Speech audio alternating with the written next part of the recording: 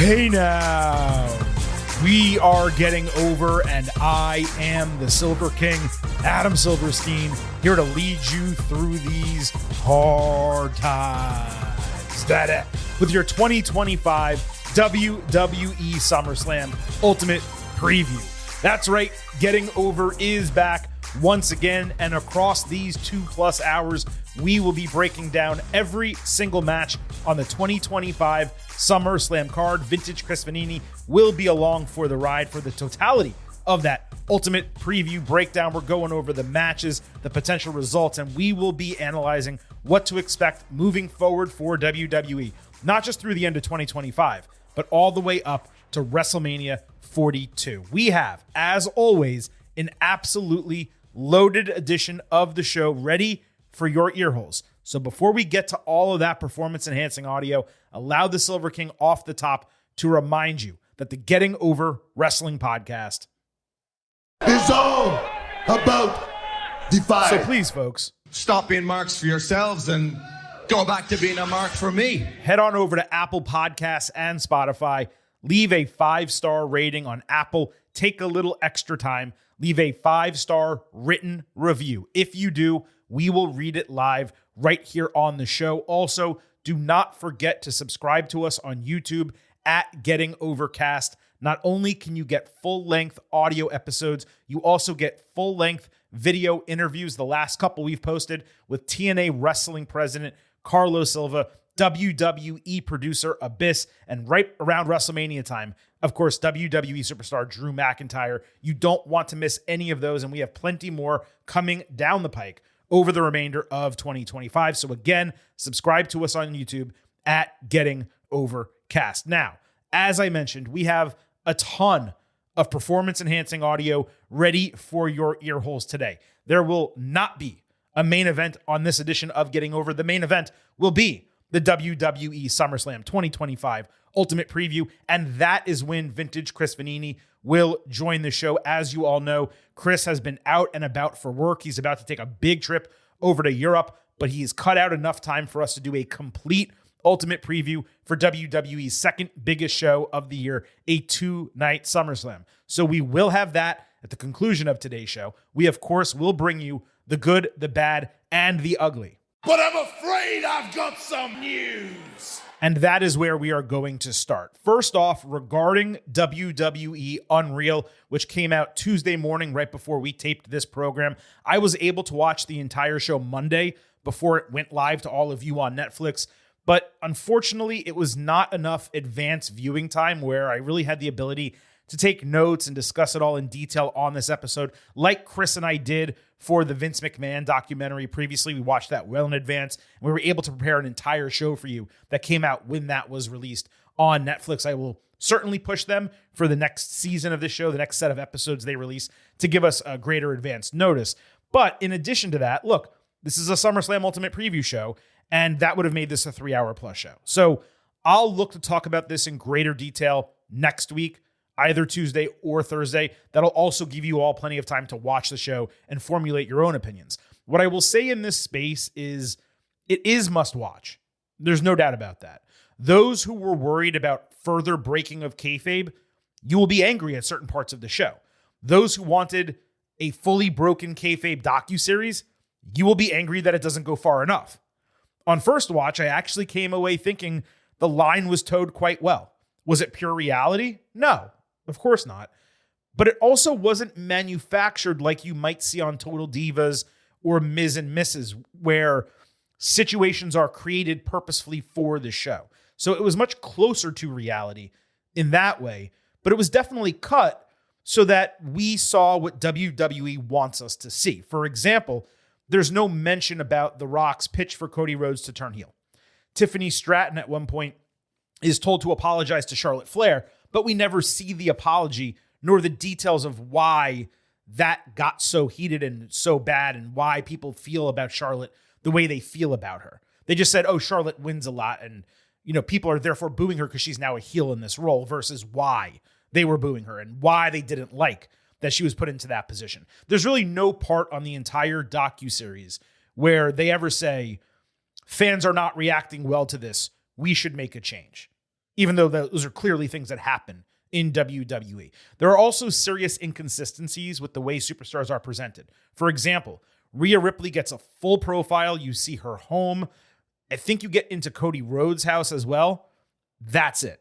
So in that way, it's not like Hard Knocks where you feel like you intimately know these people. You see their families and where they live, and you really get that depth to them. And that to me was a major miss of this show. It was also frustrating that there was tons of focus on Rhea, Bianca Belair, and Charlotte Flair, yet Io Sky and Tiffany Stratton, the winners of those matches at WrestleMania, were completely overlooked. Not even a cursory overview of them where you could say, here's a quick profile on Tiffany Stratton. Here's what you need to know about Io Sky.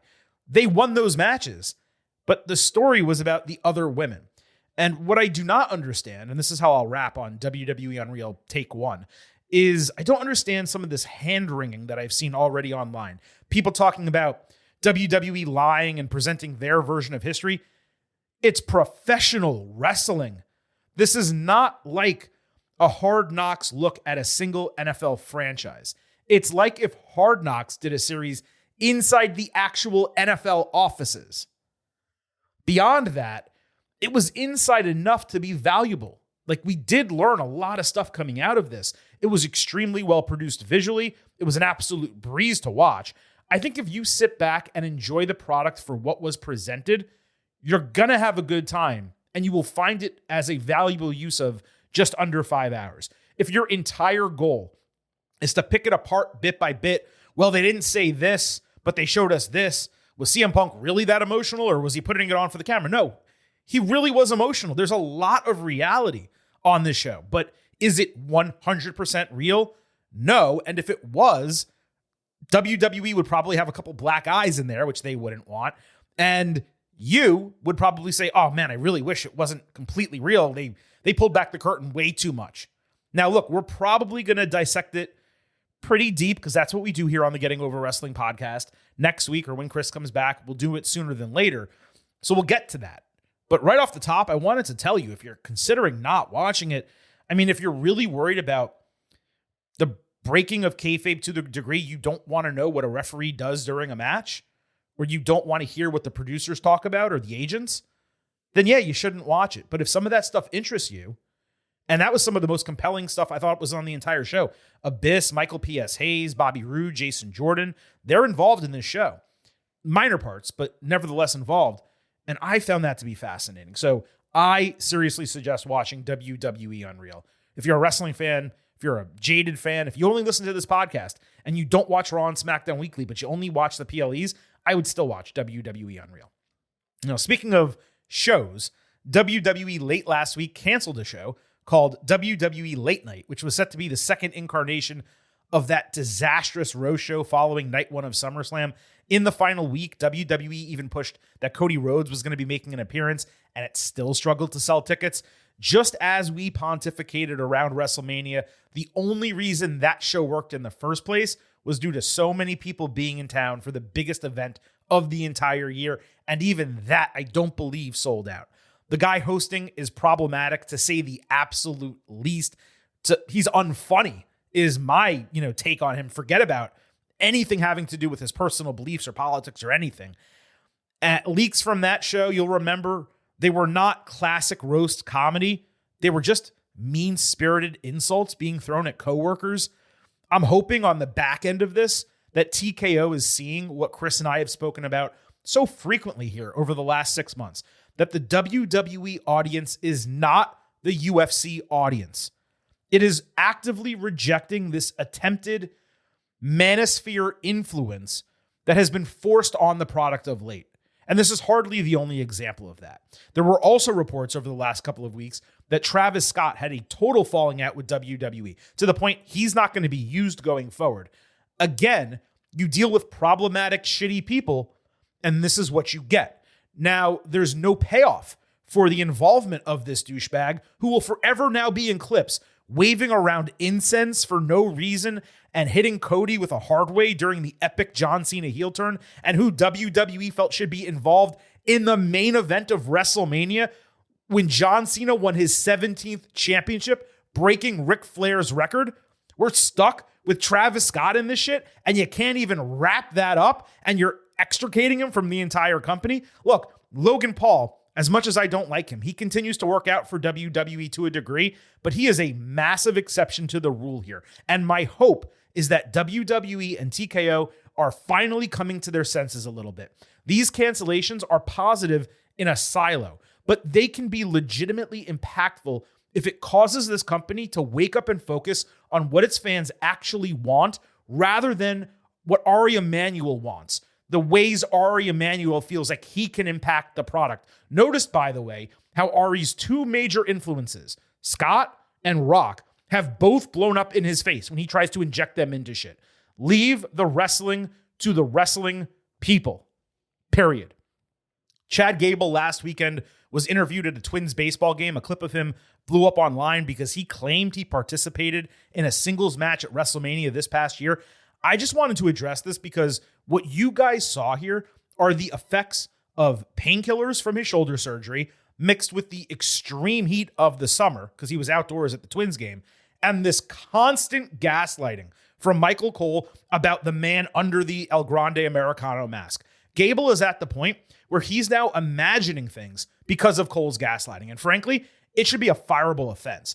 It was mentioned Monday on Raw by Cole, and luckily for all of us, Corey Graves was the voice of reason once again, but I feel so bad for Gable thinking he actually got a singles match at WrestleMania when he still has not, and he remains one of the most underutilized talents on the entire roster. Now, speaking of Americano, it was a wild weekend for WWE in Mexico. Seriously, a lot happened. There was a WWE Super Show down there, but most notable is what happened at the AAA show. So Hijo del Vikingo, as you all know, he's the AAA mega champion. He's supposed to be a face. Fans have rejected that despite his talent because WWE took over the promotion and pushed him over Alberto Del Rio, so he's their corporate champion. Anyway, Dragon Lee showed up, challenged him for the title, which on its own is cool. And a couple years ago would have been a massive deal. And then Americano comes out and challenges. And then Dominic Mysterio comes out, beats the shit out of Vikingo with the title, raises it in the air, calls himself King of the Luchadors, and declared for the match as well. Massive, massive reaction. So it's going to be a four-way at Triple Mania in mid-August, just under 3 weeks away, right between SummerSlam and Clash in Paris. As if that was not enough, earlier on that show, Americano beat Octagon Jr. in a singles match. And the level to which Americano was over in Mexico was frankly astonishing. Not because I thought the Mexican people would be offended. I just figured they'd be more or less indifferent to him. Instead, they seem to completely understand the absurdity and are completely in on the joke. Perhaps it even feels, I don't know, representative in some way because their culture is getting a larger spotlight on WWE television, even if it's not, the traditional luchadors that we've come to know and love over the years. Now, we posted clips of all this on social media, so you can check it out for yourself. But I just wanted to kind of go over that because it was a huge, huge deal in Mexico. And this WWE acquisition of AAA to this point seems to be working pretty damn well. But again, we'll have to take a look in 6 months, a year, 2 years, and then see how we feel about it. WWE just announced a deal with LJN, the classic toy maker, to release old style figurines. And I love that announcement on its own. But here are the first four people they announced, okay? Hulk Hogan, great. Dusty Rhodes, awesome. John Cena, okay. Some new age people. Logan Paul. Not Macho Man, or Cody Rhodes, or The Rock, or Stone Cold Steve Austin, Ultimate Warrior, Roman Reigns, Rhea Ripley. Logan Paul. Let's move on. There were, I believe, 4 notable wrestlers or wrestling adjacent performers in Happy Gilmore 2, which of course debuted for Netflix last week. MJF is one of Adam Sandler's sons, Happy Gilmore's sons. He's great. The role is exactly what an MJF movie role should be. He, talks crap, flexes, yells at people, gets angry. Like, it's MJF. It's perfect.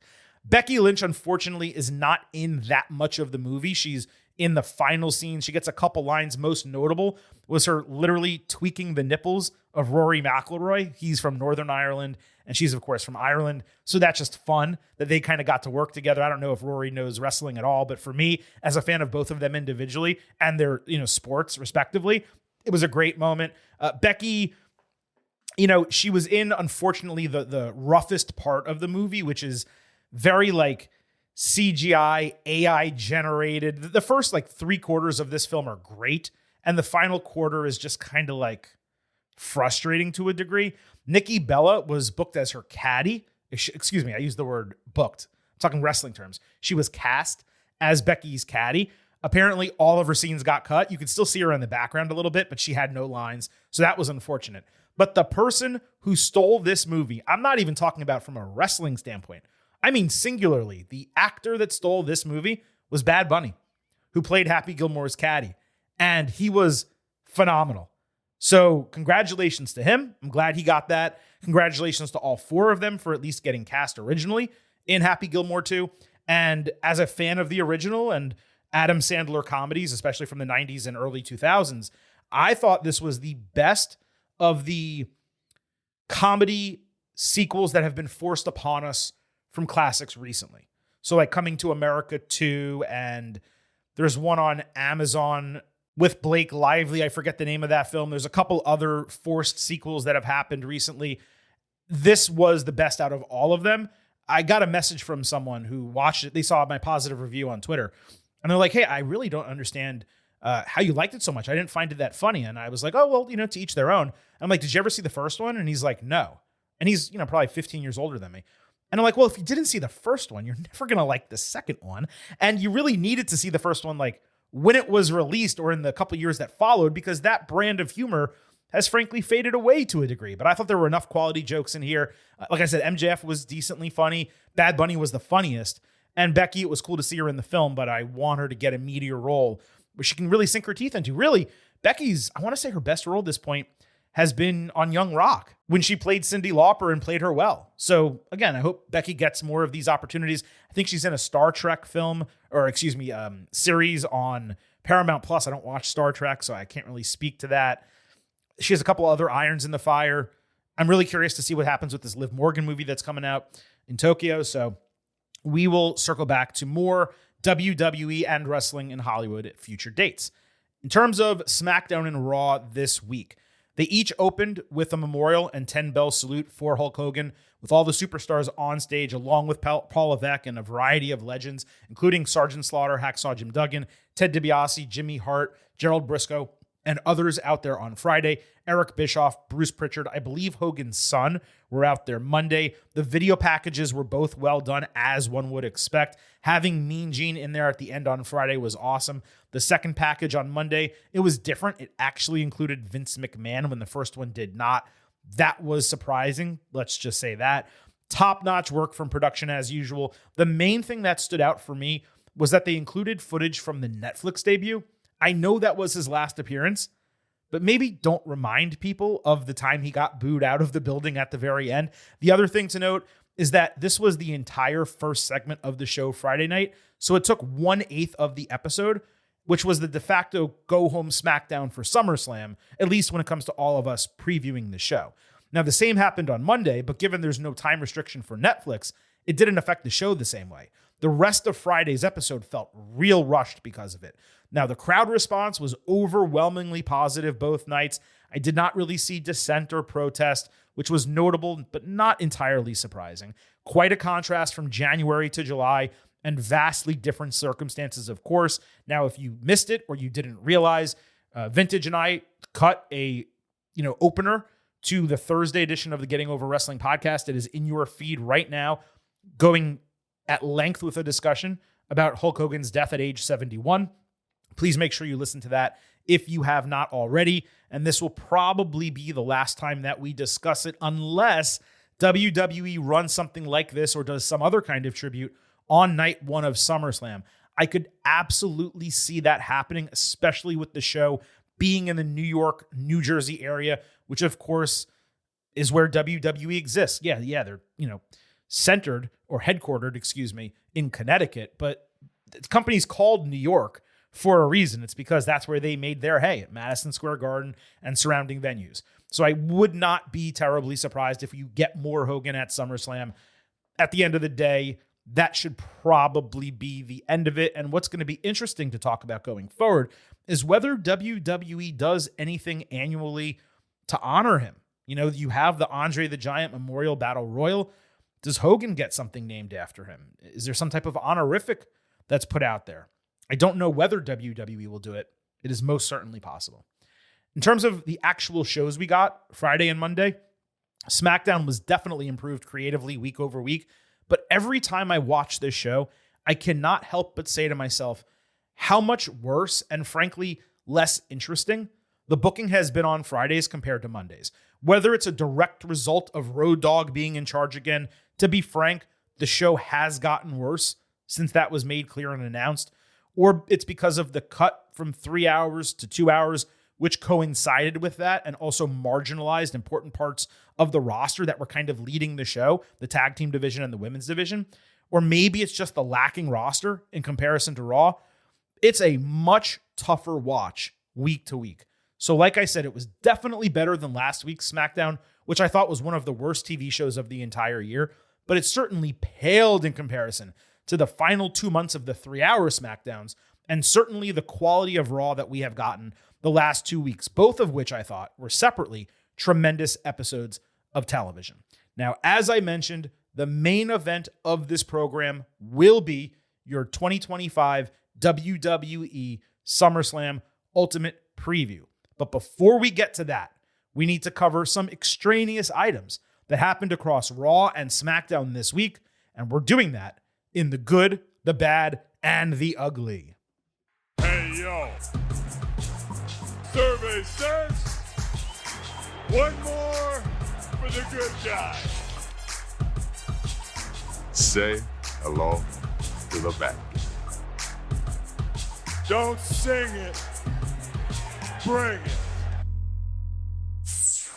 Did not want to forget to remind you to follow us on social media at Getting Overcast on Twitter, at Getting Over on Blue Sky. You can get episode drops, news, analysis, highlights, all of that good stuff. You can also send in questions and comments for the show, and you can vote in pre- and post-show polls for SummerSlam Night 1 and Night 2, Saturday and Sunday, respectively. We need your votes. We need your input. We will discuss it Saturday and Sunday in our instant analysis episodes and Tuesday on our WWE SummerSlam second look episode. So again, follow us on social media at Getting Overcast on Twitter, at Getting Over on Blue Sky. And please don't forget, I happen to love the number 5. hope you do as well. $5 a month, $50 for the entire year. You can become an official Getting Overhead. Just visit buymeacoffee.com/gettingover. Sign up. You'll get bonus audio, the fastest 5 minutes in professional wrestling, instant reactions to every major show, and exclusive news analysis posts every week. Again,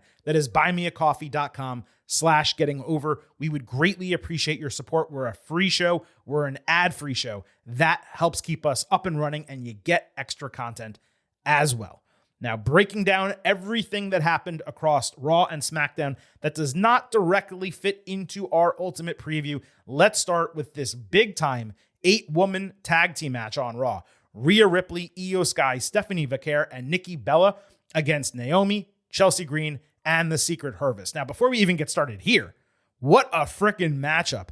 That face group, who I will now officially nickname Team Hey Now, was quite something. Just seeing them walk to the ring together, if we're being completely honest. Gonna look good, but she's got me saying, hey now! Piper Niven hit a step-through elbow drop on Bella that was not only impressive, but looked like it crushed Nikki's larynx. Io ate Heatseeker from Naomi. She needs a name for that move. Then she ate a senton and a swanton bomb from Hervis. Niven caught Ripley with a huge boss man slam. Naomi chucked her into the steel steps. Vaquer got the hot tag, wrecked all the heels before Chelsea took Devil's Kiss as perfectly as she always does. Io and Nikki did Sky's taunt, so Piper leveled them and did the same taunt, which was really funny, like laugh out loud funny. Ripley then caught Niven with a headbutt and Riptide, only for Green to eat SVB from Vaquer for the babyface win. There was a great shot of Rhea doing the count behind the referee's back at the end of this match, but the camera completely cut away from it, which really sucked. This match took a lot longer to heat up than I expected, but it was a lot of fun seeing both sides work together, and it was well paced with everyone getting time. Piper was unsurprisingly the MVP of the match, which gives me another opportunity to point out that yes, she gets plenty of TV time and plenty of ring time. No complaints there.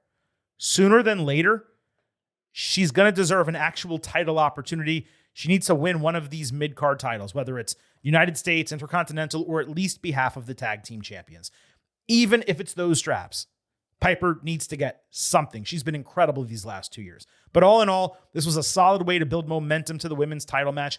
I kept expecting we would get an announcement of a match with Nikki and Stephanie against Chelsea and Piper, and that added to SummerSlam. But it didn't come Monday night nor Tuesday morning as we're taping the show, and I'm just flummoxed as to why you would leave that off the card when fans would absolutely go apeshit for that. 3 of the 4 women they love, and they definitely respect Piper. So despite that match not being booked as of right now, fingers crossed it still will, before we get to the show, this segment on Monday night was good. There was also a funny moment later backstage where Nikki and Stephanie were walking together in the background, and Nikki turns to her and says, "How do you say your last name again?" Something to that effect. Really well done by her because she completely botched it like a month ago. The Street Profits again backstage with B-Fab for a reason that has not been explained, given they had been apart for so long. Also, like, where's her girl Mi Chen? Anyway, they said the Six are a different type of enemy, the Wyatt Six that is, that need to be dealt with differently. The Profits also mentioned how it was ridiculous that they weren't in the number 1 contendership last week, which was big time facts, as I said. And that's especially true because they got cheated out of their titles.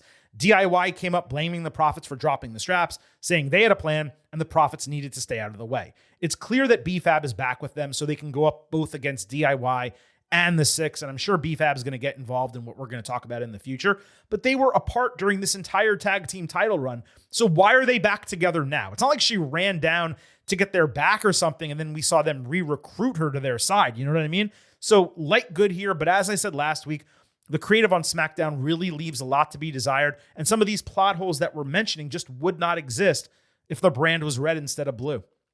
That's the truth. WWE Tag Team Championship, Wyatt Six defending against Andrade and Rey Fenix. There was a well-produced promo package for the challengers looking like, well, money. They also twice said they were indeed money, to the point that I thought it was going to relate to a tag team name or something, but it did not. They looked great together in the suits, nevertheless. Andrade got knees up to block the assisted powerbomb, caught Joe Gacy with his spinning back elbow. Phoenix murked Dexter Lumis with a tope con hero, and Andrade hit the message for the would-be win if Nikki Cross did not pull the referee out of the ring for disqualification. Eric Rowan attacked the challengers, then Axiom jumped off the top rope into absolutely nothing. Rowan squashed the Motor City Machine Guns with the running crossbody. He was kicking everyone's ass individually, and I'm like, all right, maybe this is just a little bit too much. The Profits came out to take him down. Uncle Howdy just kind of existed ringside. DIY brought out Nick Aldis. Topes galore with Montez Ford landing the last one over the ring post. About 20 officials came out to separate everyone, and Aldis ended SmackDown with an announcement of a 6-way, 12-man TLC match for the titles at SummerSlam. This match Friday night in a silo frankly sucked. Real formulaic, everyone just going through the motions, knowing the real exclamation point was the brawl afterward. Even that got started relatively slow, with fans continuing not to care about the Six. And don't get it twisted, they have killed the momentum of this division. They still have, despite some of what you're seeing and hearing. However, there's similarly no question that the brawl, all the high-risk moves, and the TLC announcement turned that completely around. Outside of the repetitiveness of doing the exact same stipulation that was run 3 months ago, and that's actually not that uncommon in the history of TLC, but outside of that, this was exactly what it needed to be to build a match for a division that deserved to be on the biggest show of the year, but will at least be on the second biggest show of the year. So I'm going to give this a future-focused good. On Raw, AJ Styles teamed up with the Kabuki Warriors against Dominic Mysterio, Raquel Rodriguez, and Roxanne Perez of Judgment Day. Just the announcement of this match popped me. AJ and Asuka on the same team, a mixed tag team that's women heavy. Have we seen that on the main roster since the WrestleMania that involved Snooki? I don't think we have. Raquel booted Kairi Sane in the face so flatly ringside, I laughed out loud. She looked like she just got run over by a train. Excellent heel work keeping Kairi in a silo while disrupting tags with the other faces. AJ got the hot tag with Dom playing chicken shit. Styles then launched Kyrie over his head for a huge tope-style insane elbow on Rodriguez ringside. Then he hit phenomenal forearm to beat Dominic clean. The main takeaway from this, WWE needs to bring back the mixed match challenge. Do you remember how amazing Asuka and The Miz were, Alexa Bliss and Braun Strowman? That shit rocked, and it was way better than most of the extra stuff that WWE is producing these days. It kicks the shit out of whatever the hell WWE speed has been. This was a lot of fun with the best possible result. You could not have either of the Warriors beat the champions, and Dom beating AJ would have been completely nonsensical. I want to see a lot more of the Kabuki community, phenomenal Warriors. You pick the name. They were awesome together, as were Judgment Day for that matter. This was good. Finn Balor gave the losing trio a pep talk backstage, reminding that everyone has doubted the Judgment Day before when Ripley and Damian Priest left, and now they're doubting them again without Liv Morgan. He promised they would all bounce back, and then Balor gave Perez a kind of like a wink. She handed Dom some type of video game system or console or something. You know what? I'm just remembering right now, I think it's the new Nintendo Switch, because I've never seen a controller or a system like that. So I presume it's the newest thing that I haven't seen yet. So let's just say she gave him the new Nintendo Switch. Anyway, he was impressed that she played video games. So Raquel pointed out, Liv plays video games also. Another good for the Judgment Day Clubhouse. These, for me, continue to hit week after week. World Tag Team Championship was on the line on Raw Monday night. Judgment Day against LWO. Cruz del Toro hit a perfect coast-to-coast on JD McDonough's spot of the night. He followed with a Phoenix Splash on Balor for a broken fall. El Grande Americano ran down to distract in the finish. Dragon Lee neutralized him. LWO both took out McDonough, who was trying to use the title, only for another guy in a more standard red, white, and blue mask to pull Del Toro's leg while he was on the top rope, allowing Balor to hit coup de grace and Judgment Day to retain the titles. It was not immediately clear who the man under the mask was. Cole said it was Americano. Like an absolute idiot, it would be impossible for someone to change their gear that quickly. Plus, the statures were completely off. The man looked closer in size to, let's say, someone like, Pete Dunne. Someone like that. The match was rolling hot, but I was surprised how little the fans were into it other than the big spots. The finish was unfortunate because there was so much interference. It basically negated the quality that preceded it. I'm glad LWO got the shot and they were booked as legitimate contenders, but I'd also have preferred Judgment Day to just win clean and establish them as like legitimate champions because this division is badly in need of that. So I was going back and forth on this one. I'm going to say a light good at the end of the day. Aleister Black got a promo package on SmackDown saying Priest was now responsible for the debt he originally wanted to collect from R-Truth. Priest answered in the same package saying he got this guy's back and he would ensure Black wasn't able to collect debts, not just from Truth or him, but from anyone ever again. They're going to fight on the go-home SmackDown rather than SummerSlam. It's the right decision because the feud is just not hot enough for a major PLE, even if Priest is from the area. This was extremely well done, but it was built in that nonsensical back and forth AEW style where like two people cut individual promos, but they somehow know what the other person is saying. WWE always shies away from that, but for some reason they did it here. I would always prefer let one guy speak and let another guy respond to him. And if you feel the other guy needs to come back, the first person, then you go back to them. But you don't do it this way.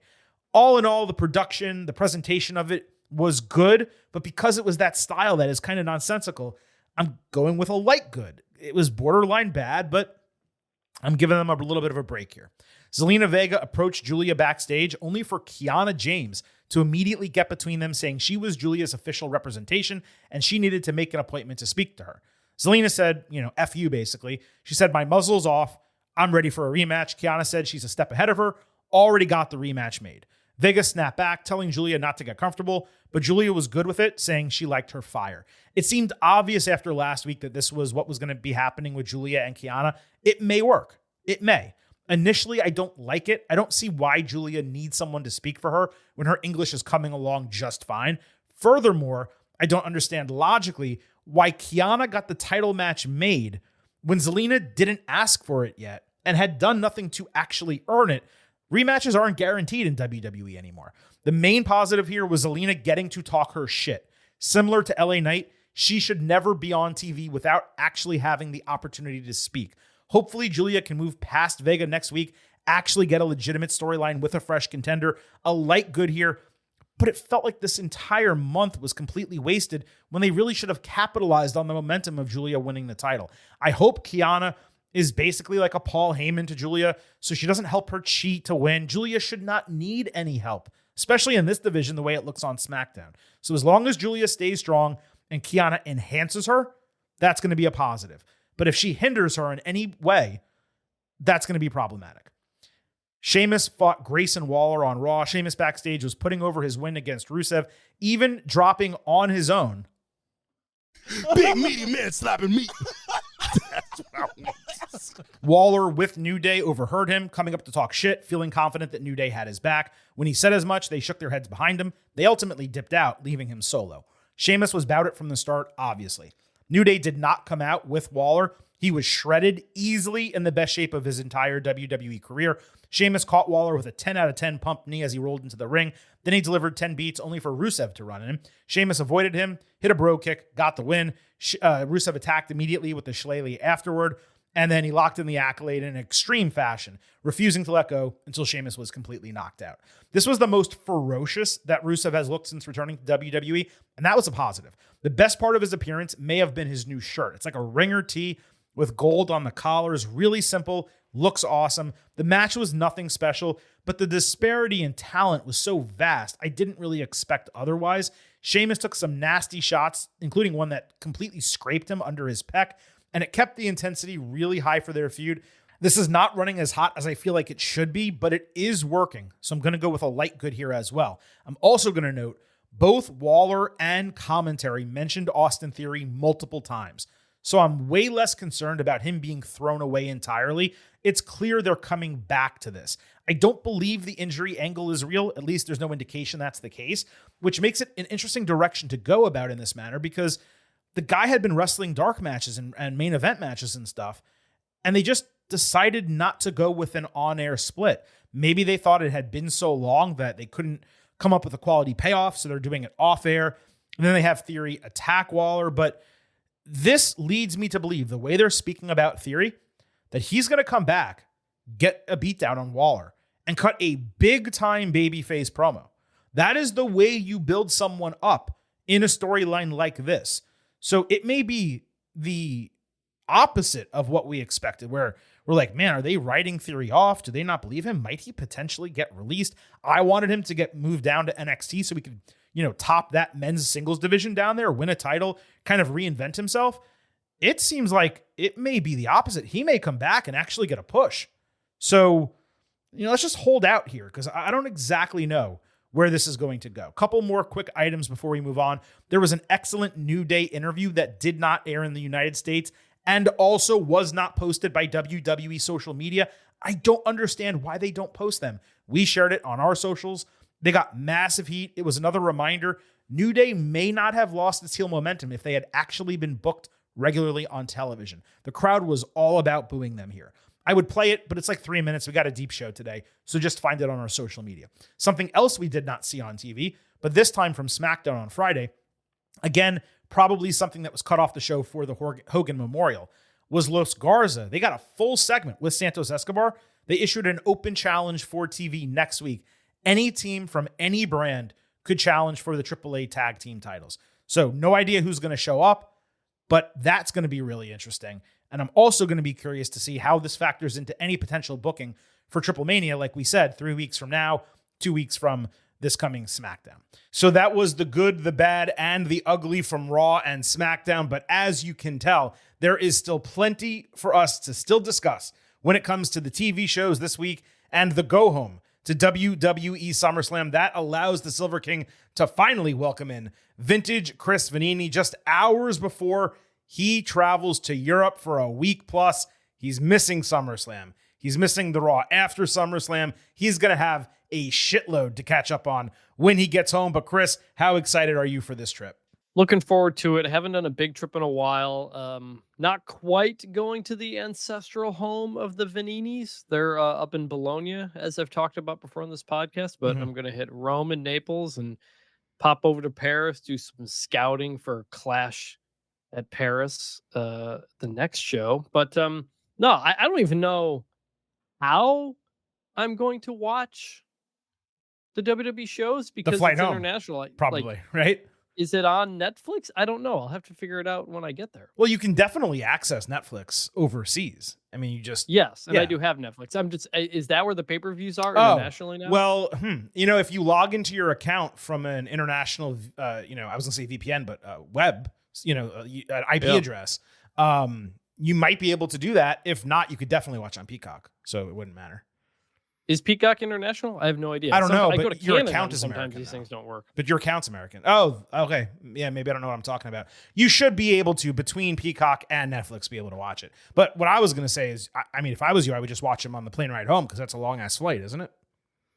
Yes, that is possible. But the problem is it will have been almost a full week later. I'm coming back on a Friday, so... Sure, but if the show's truncated and you're missing all the, That's true. entrances and all that, you can probably get that done in 5-6-ish hours, and then Raw and SmackDown on top of that. Yeah, it's a lot for you to watch. I mean, we'll see. Let's just hope I can get back too. Unlike Drew a certain McIntyre. WWE wrestler like Drew Yeah. McIntyre, who was unable to make it back to America. So we'll see. Yeah, we'll circle back to him momentarily. I did briefly actually interact with him earlier today. His spirits are up, so I think he's going to be back. I wouldn't be too concerned about that.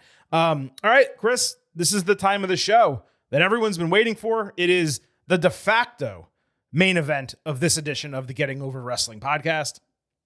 This is the main event. And it is our WWE SummerSlam Ultimate Preview. We will break down every single match from night one, and then we will do the exact same for night two. We'll tell you everything you need to know coming into the matches. We'll give you a prediction and a pick and analysis of what we expect to happen coming out of SummerSlam. Of course, the Silver King will be back Saturday night and Sunday night, immediately after SummerSlam goes off the air, with a couple instant analysis podcasts. And there are a couple irons in the fire for a potential guest co-host for those shows. No promises, no guarantees. We will see how it all comes to fruition, but it doesn't really matter. You guys don't need to hear another voice. After all, This is my show. My show. okay, but let's get to WWE SummerSlam 2025. Chris, these cards for night one on Saturday and night two on Sunday are ridiculously unbalanced. Now, night one, it does have CM Punk, Roman Reigns, and Jey Uso. There's no doubt that there's some major star power on it if you're a huge fan of those guys. But if I was planning to go to SummerSlam in New Jersey, I'm just telling you straight up, I would sell my night one ticket and use that money to upgrade my night two ticket. The Sunday card blows Saturday out of the water in terms of my interest level and the potential to deliver not only quality matches, but exciting moments. Sunday is all title matches. The better women's matches, John Cena versus Cody Rhodes, which equals Reigns and Punk in terms of star power, plus 4 stipulation matches compared to 0 on Saturday. And you know what? You could even say 5 of 6 are stipulation matches if you consider a triple threat to be one, because technically it is no disqualification. Now, given this is something you and I just do as a pastime, but there are people getting paid to book the shows and put together these cards, I never understand how more care is not put into ensuring stuff is avoided, like throwing 4 hardcore stipulations together with a possible 5th, if you want to call it that, on a 6-match card, especially when you have an entire additional night to utilize. Sunday is basically SummerSlam Extreme Rules. Yeah, there's only one match on night 2 that can end in a disqualification. Right. A triple threat is a no DQ match. So that is bizarre. As I was looking through this, like, how do you have a street fight and no DQ, no countout on the same night and the TLC? Like, And a steel cage match. yeah, and a steel cage match on top of that, just very And then weird. a triple threat where you can use weapons because there's no DQs. It's I mean, I don't know what the ticket sales have been. Like, I know with Mania, they know it's like totally sold out well in advance. And they'll sometimes make night 1 like the wrestling show. Right. And then night 2 is a little more campy with your big main event. That is not the case here. You've got the big main event and probably the best wrestling matches all on night 2. Not completely. not completely in But terms of best wrestling night matches. 1 Right.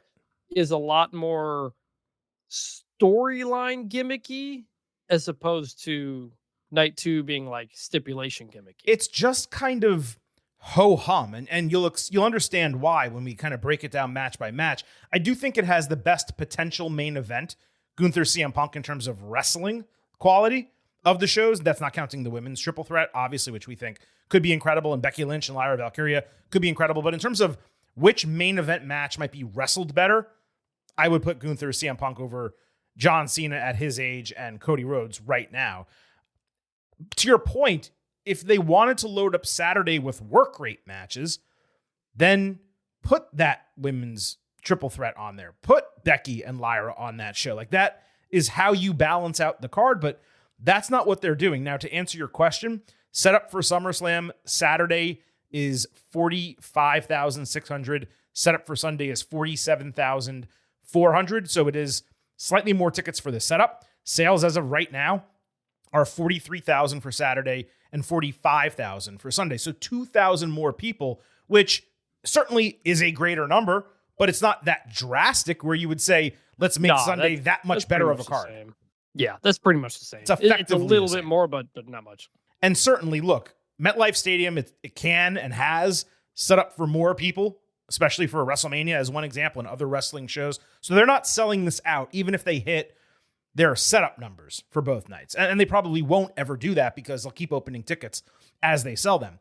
But, you know, we're going to have to kind of circle back both this weekend and then when you come back and discuss from a larger standpoint whether, you know, the sales that they do for SummerSlam and the card they put on and the show they put on, was proof of concept for doing a 2-night SummerSlam. Because we discussed first when it was announced from Minneapolis, our immense concerns at running another 2-night stadium show only 3 to 4 months after WrestleMania. And especially with all the additional programs WWE put between WrestleMania and SummerSlam, it basically only had a 3-week build. Now, some of the storylines certainly developed beyond 3 weeks, but the direct build, when there were no other major shows between one and another, was 3 weeks.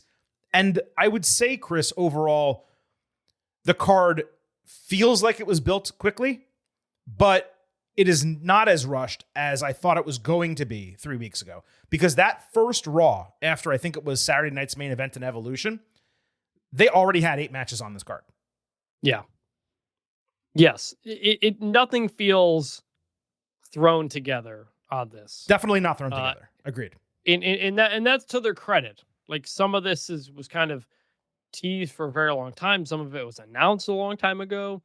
Obviously, some of it came because directly of King of the Ring and the winners of those tournaments. So they put together a 2-night card that, all things considered, is pretty good.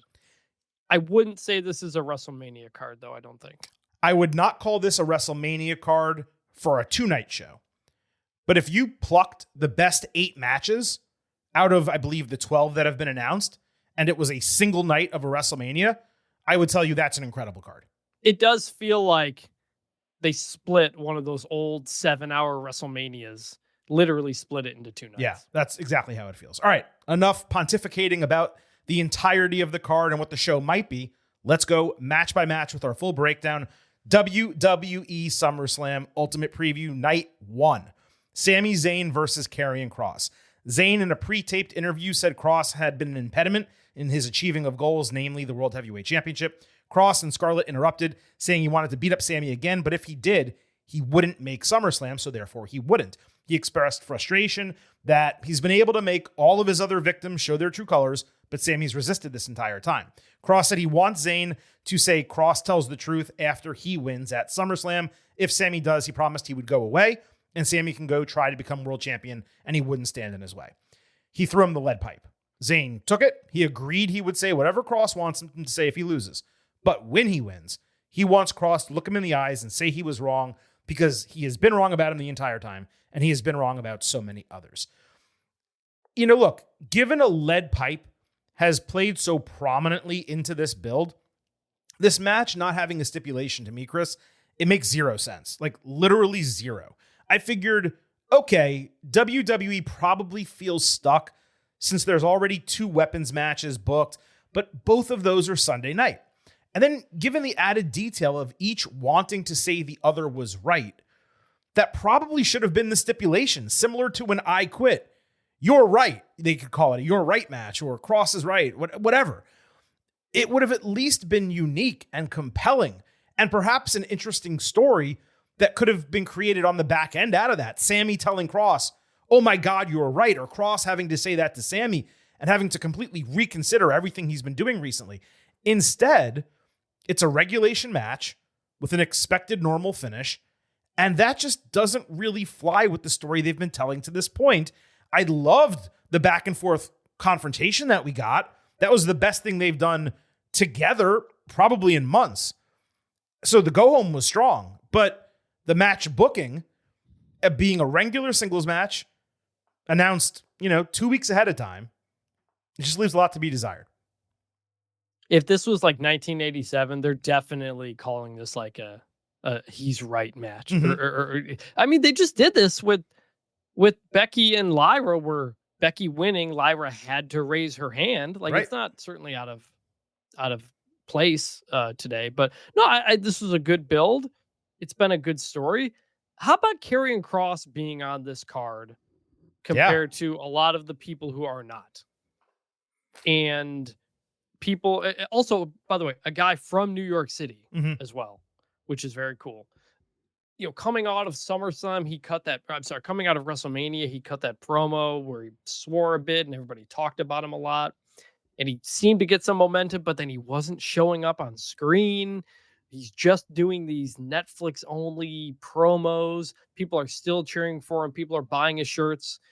Kept that alive. Like, I don't know if because they fought not that long ago and Sammy won, I think, right? Like, they've had two matches. Sammy won the first one and then Cross won 2 weeks ago with the lead pipe. Yeah, I think, like, I wouldn't be surprised if, like, when Sammy won the first one, like, maybe that was supposed to be the end, and then they just still had momentum and they kept going with it. But it's a credit to them and the fans for getting behind it.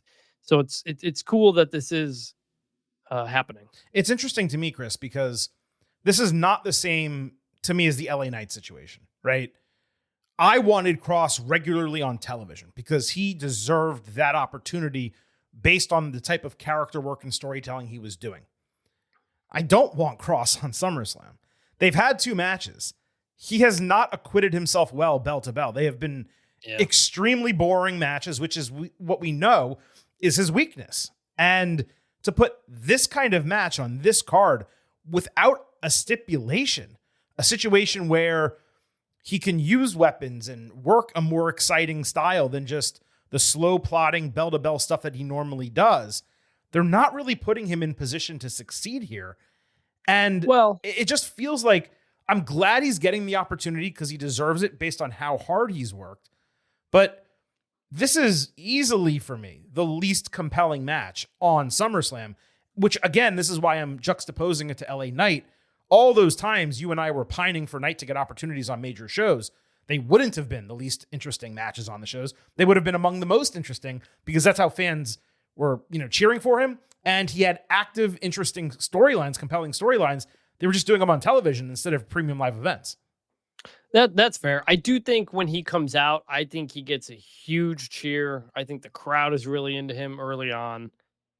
But when it's over, I'm curious how people feel. Yeah, me too. Is it still there? And by the way, if the match is kind of plotting like the last ones have been, which is again why you put a stipulation on it to try to hide that. Precisely why you do that. It is crazy, by the way. You mentioned he's a New York guy. He's on this card.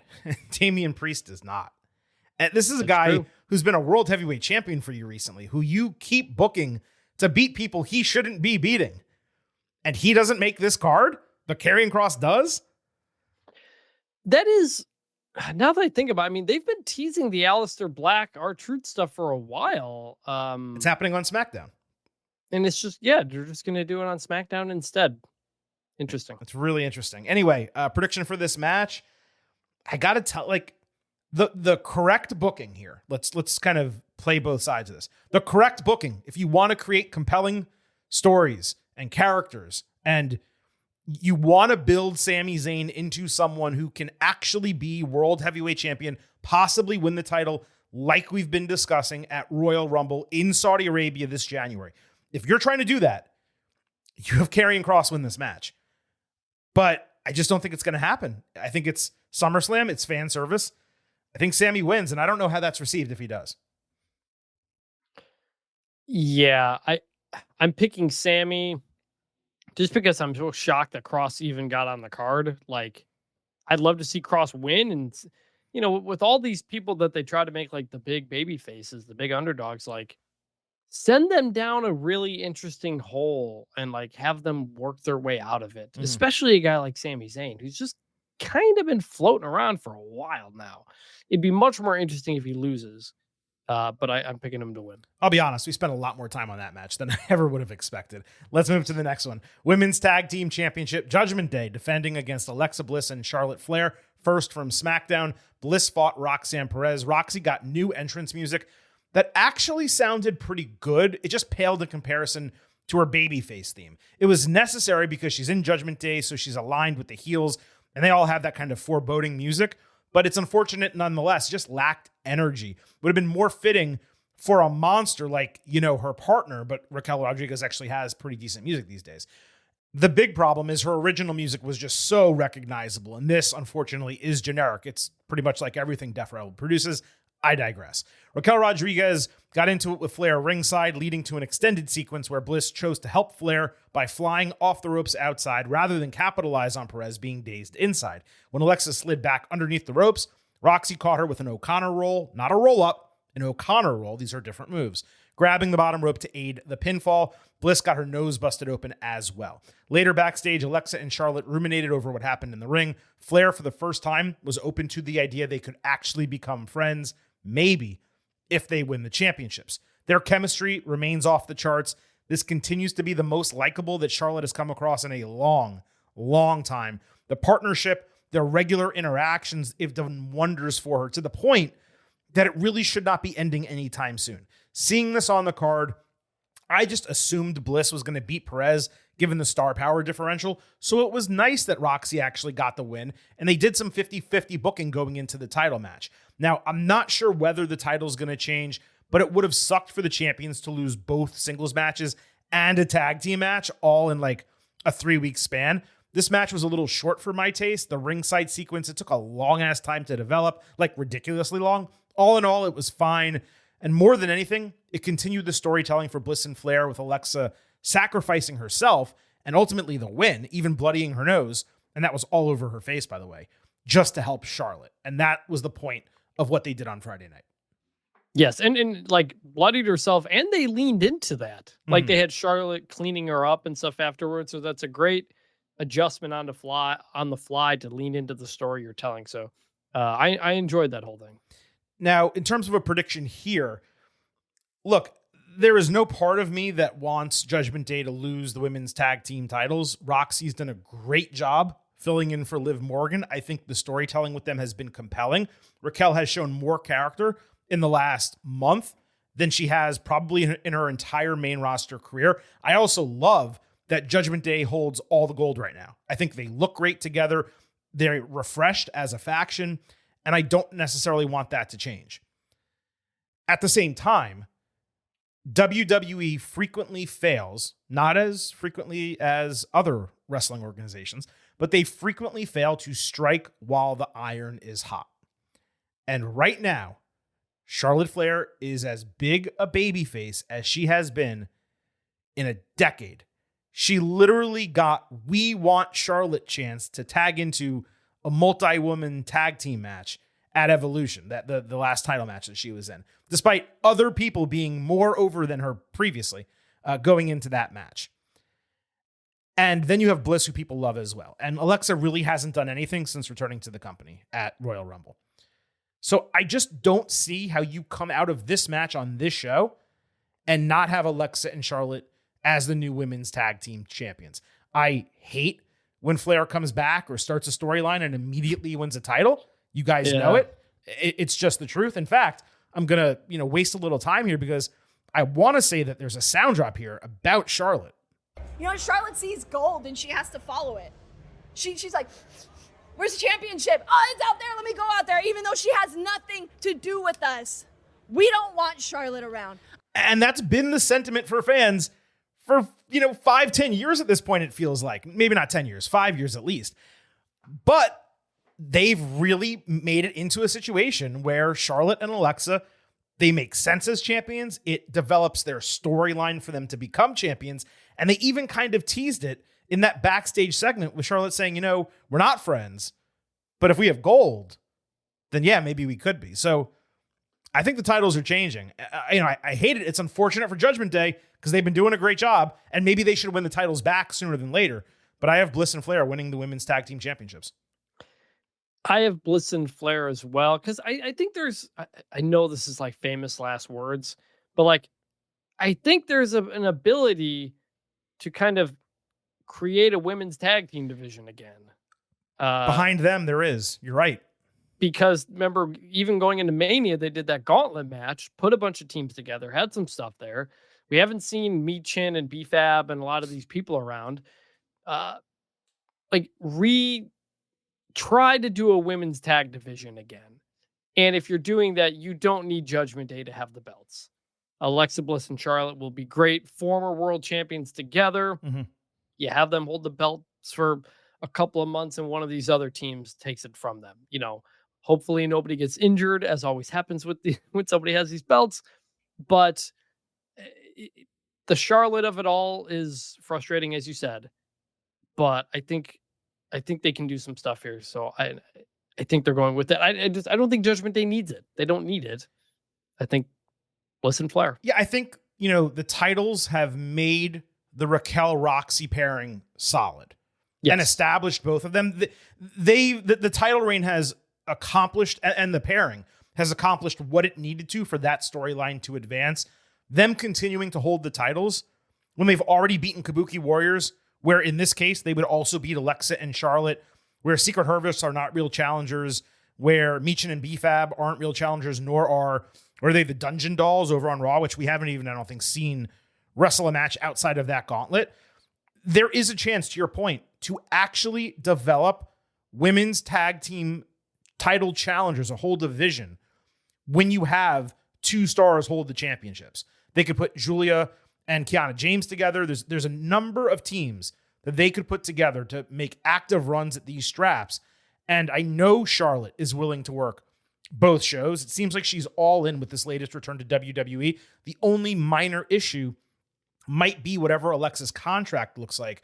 I would assume she negotiated limited dates or limited travel, whatever the case, because she just had a child. So, that could prevent them from being on Raw and SmackDown every single week. But to your point, if you strap them up, there's a real chance to actually build this division in a meaningful way. And by the time, next year rolls around, 2026 WrestleMania, it would be really nice if the women's tag team division was not something that they just threw together matches when it made sense. And they actually had storylines and teams, and you could see people move up and down the card. Yep.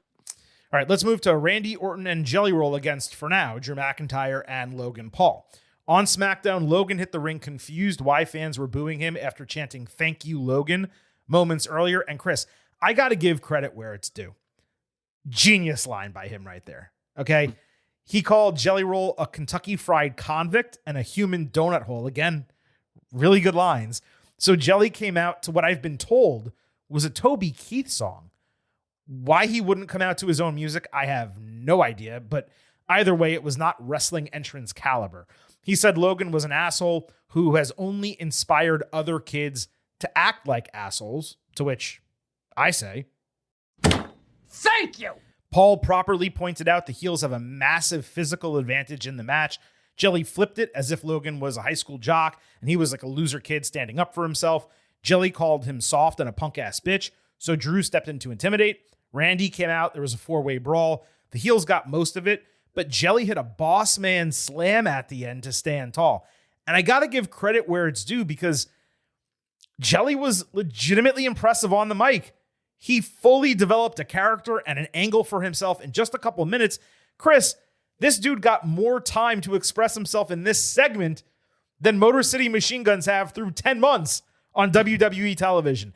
And his actually singing Orton's theme to summon him to the ring, that was awesome. Unfortunately, his actual offense was incredibly weak. He was stiff as a statue. He couldn't move around the ring. He basically threw Dusty Rhodes punches. He did 2 stand-up shoulder tackles. The Boss Man Slam looked good because he's a big guy. Now, I wasn't expecting him to come out and work like Logan Paul or Bad Bunny because the guy's big, but I also didn't expect him to be that stiff. All in all, a segment that completely over-delivered. Logan and Jelly were both great playing their parts. And frankly, Orton and McIntyre, they could have been you and me. They really didn't matter to this.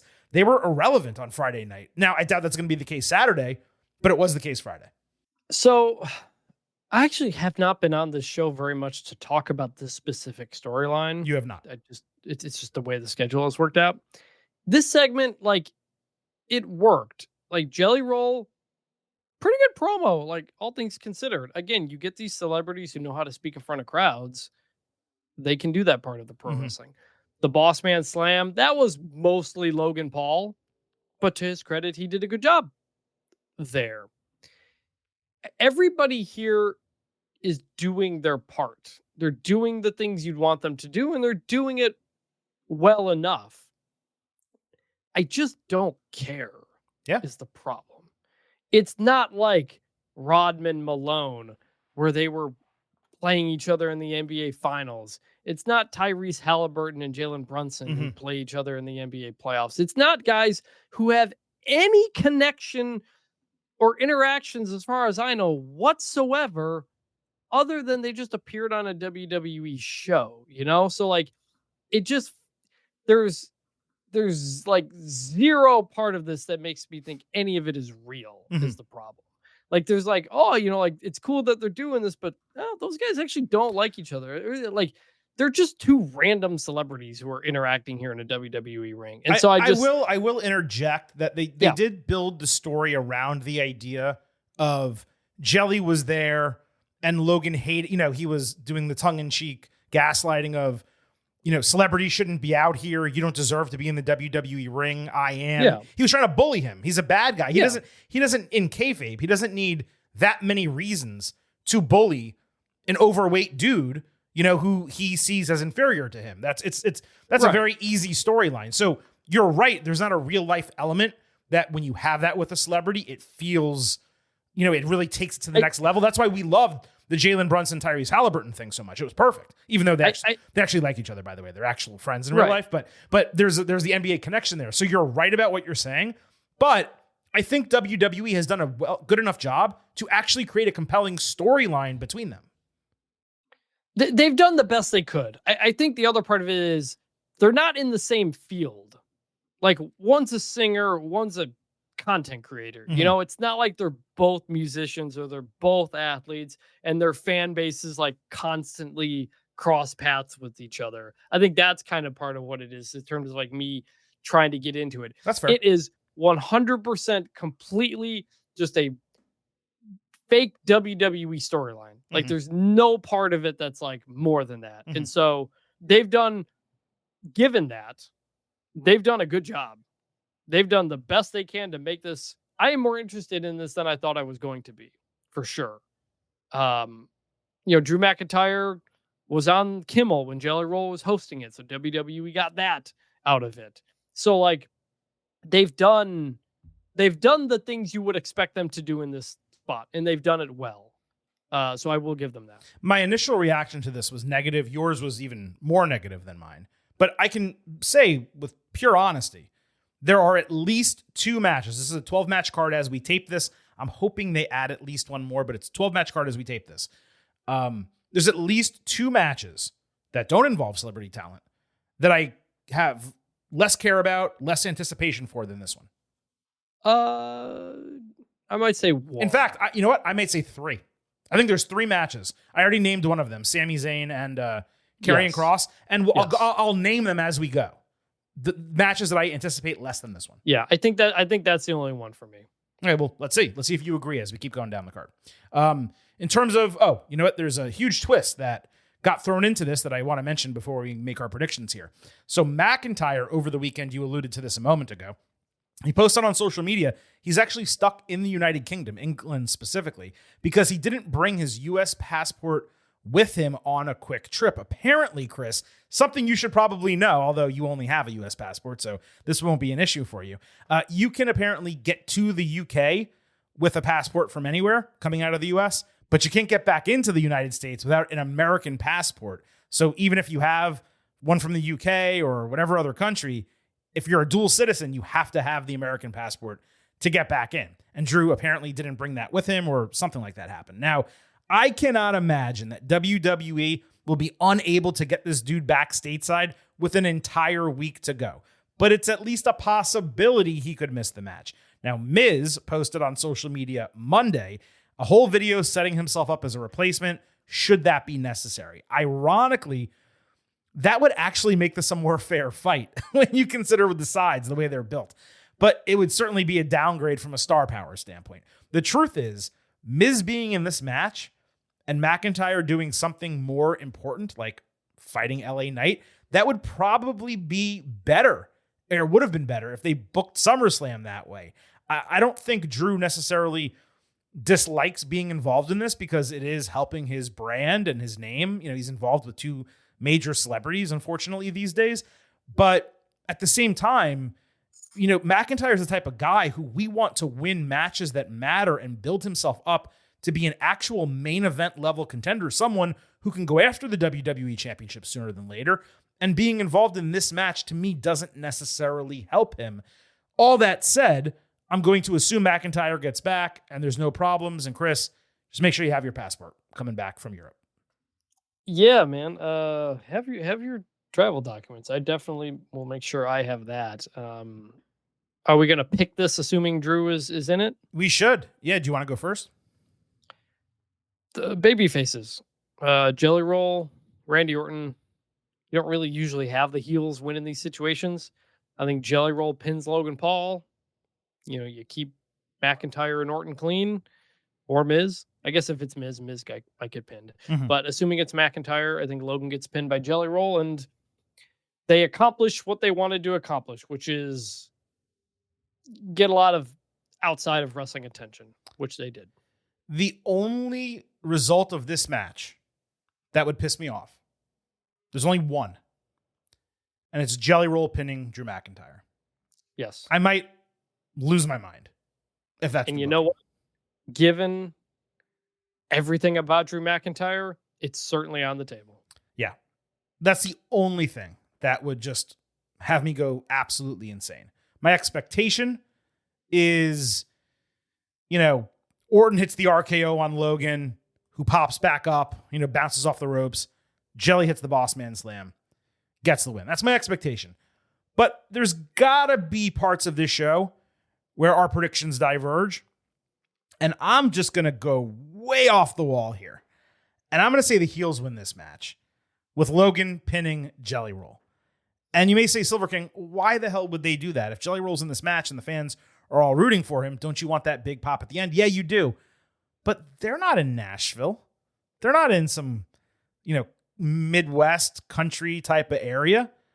And Logan Paul is the full-time performer in WWE. He is someone who Friday night or Monday night, someone was talking about, it was the Miz promo on social media, becoming a future world champion, something you've mentioned previously. And you're not going to have a guy that you actually believe in who works your product with decent regularity lose to Jelly Roll of all people. So I'm going out on a limb. I'm going to say Logan Paul hits that haymaker on Jelly Roll. Orton gets neutralized. And the heels win this match. I know I'm probably going to be wrong. But if you want a surprise result on this show, that's what you do. Well, it's the first heel pick of the show. Like, I would love that. Heels got to win sometimes. I don't want Jelly Roll to get a pin and win. So we'll see. Well, you'll see. Let's move to Roman Reigns and Jey Uso against Braun Breaker and Bronson Reed. Jey opened Raw with Paul Heyman interrupting the Yeet Encore before it even started, saying Jey shouldn't have agreed to team with Roman because family lets you down. He said everyone's mom lied to them about Santa Claus, except for the Jewish ones, because they know better. I mean, kind of facts there, right? Paul also said Rikishi lied about wanting Jey to have a better career than him, and he reminded that Roman picked Solo Sikoa over him as the next tribal chief. Tell me when he's telling lies. Jay said he always put on for his family because the bloodline runs deep, and he proved he was a world champion in spite of Roman. Then he asked Heyman where his family's at, saying he screwed them enough, them being the Anawahi clan, and what happens will be on him. Then he said, we're going to run this shit back, not bleeped, on Netflix for another Yeet Fest to end this segment. Now, Heyman was top tier as usual, made something out of pretty much nothing. Jay was strangely overhyped and out of breath, despite there being like 5 to 7 minutes of him not doing anything, so he was able to catch his breath after all his dancing. This segment for me would have hit so much harder if Jay didn't reply at all.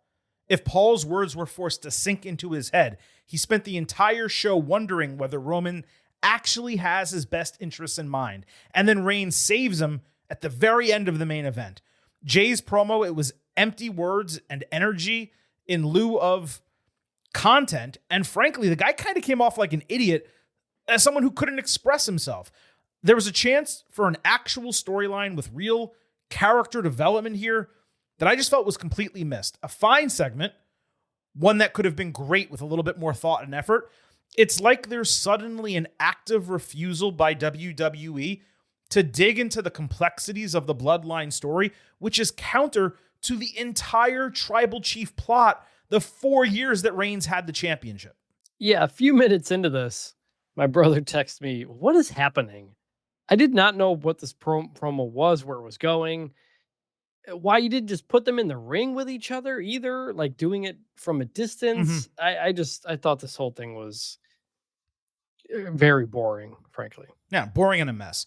So he had Jay against Bronson Reed in the main event. Heyman was gassing up Reed backstage, explaining how the Anawahi family disrespects them without Seth Rollins in front. Braun Breaker came in saying they do have a leader, I guess suggesting it was him. And he similarly motivated Reed before telling Heyman he had a plan. It was here I realized all these guys are similar heights, which is kind of distracting because Paul shouldn't be, the same size as the guys he's managing when he's previously managed Brock Lesnar and Roman Reigns, and even Seth Rollins is taller than him. Anyway, this main evented, Reed dominated early.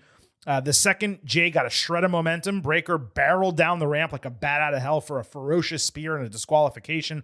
Reigns obviously saved once again. He easily took out the others and lifted Jay up. It was incredibly basic at first, and I'm like, well, it's 10:35. Guess the show's getting wrapped up. But then the Cousins decided to do stereo ringside spears of the heels. Except they flipped it. Breaker cut down Reigns with a spear. Reed pounced Jay while he was running around the ring. With Roman down ringside, Jay took a spear and a tsunami. Breaker was then annoyed Reigns stood up, so he did the leaping lariat over the announce table. Then he rolled Roman into the ring for a massive tsunami. Breaker talked shit to Reigns as he was in pain.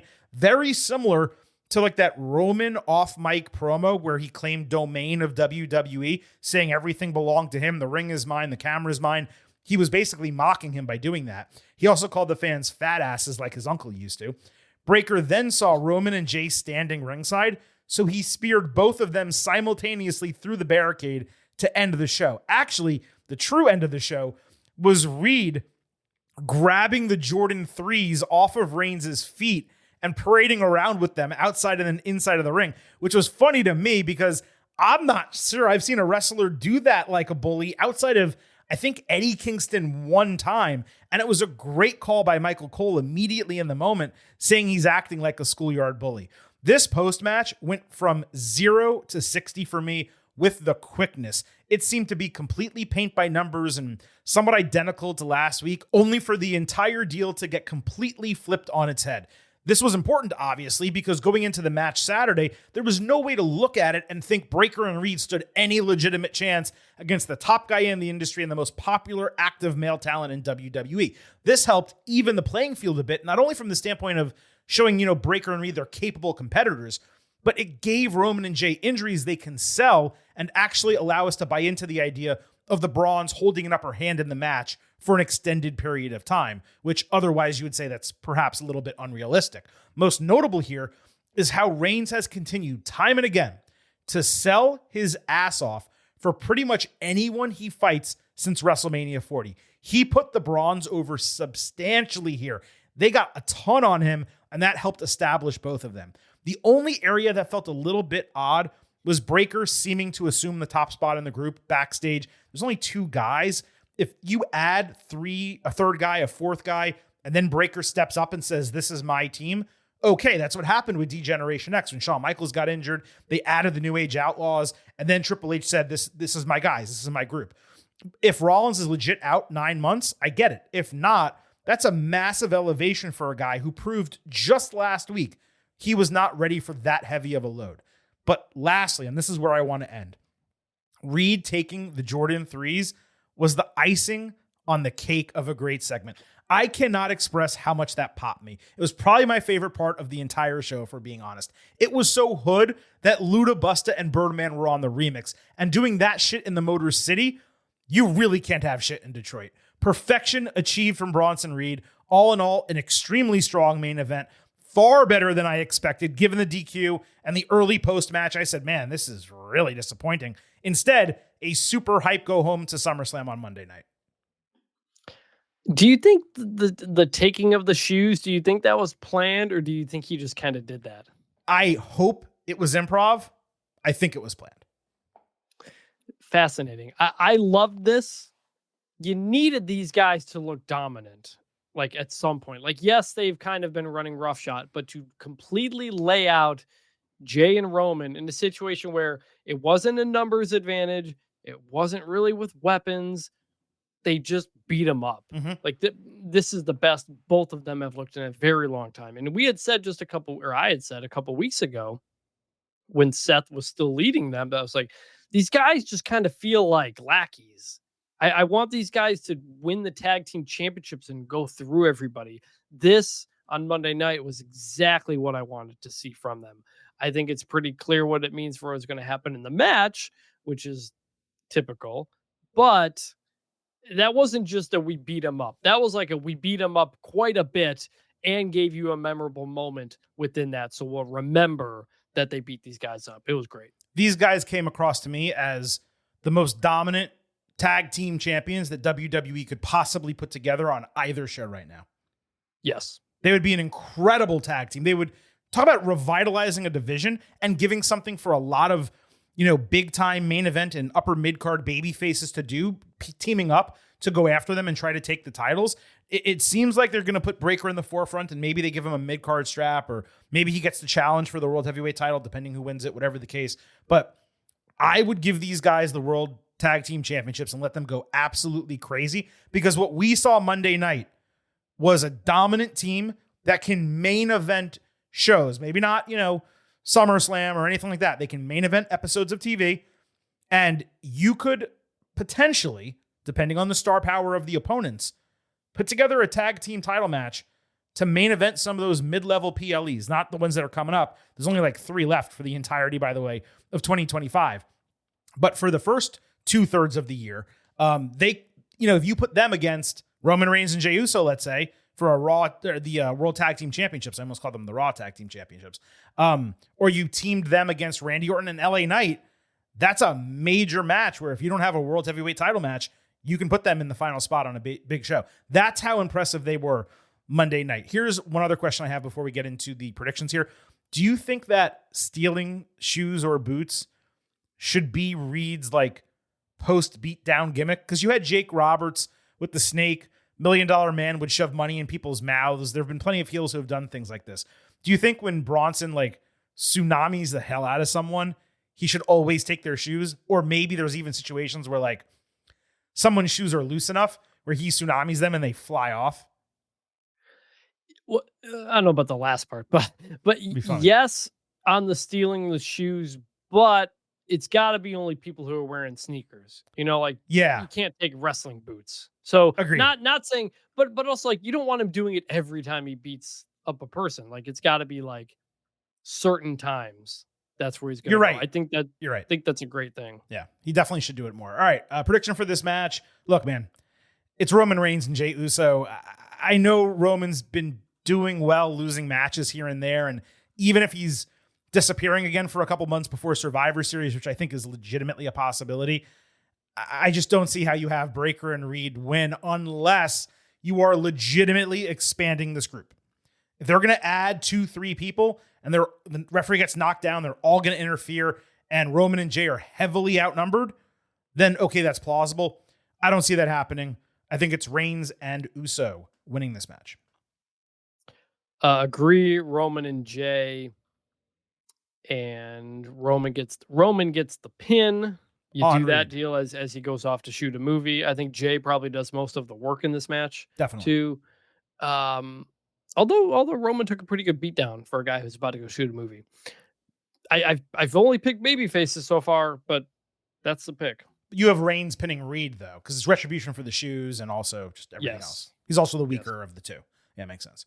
All right, WWE Women's Championship, Tiffany Stratton against Jade Cargill. Jade backstage at SmackDown said she's a natural-born champion. Chelsea Green followed, basically insulting Cargill, saying she stole Queen of the Ring from her. So Jade dragged her ass to the stage and eventually the ring, even grabbing a referee along the way. The bell rang, and then SmackDown went right to commercial. When it came back, the match ended 30 seconds later with Jaded. Secret Hervis attacked, Stratton saved in matching pink gear, brief tug of war with the title, and that was it. Now, usually I'd thumb my nose at the lacking logic of a wrestler being able to create a match out of thin air like that, but I've never seen someone do it that way before, and it was actually kind of cool. Like, she looked dominant as hell, dragging a woman and then dragging a referee with her to the ring just so she could beat someone up.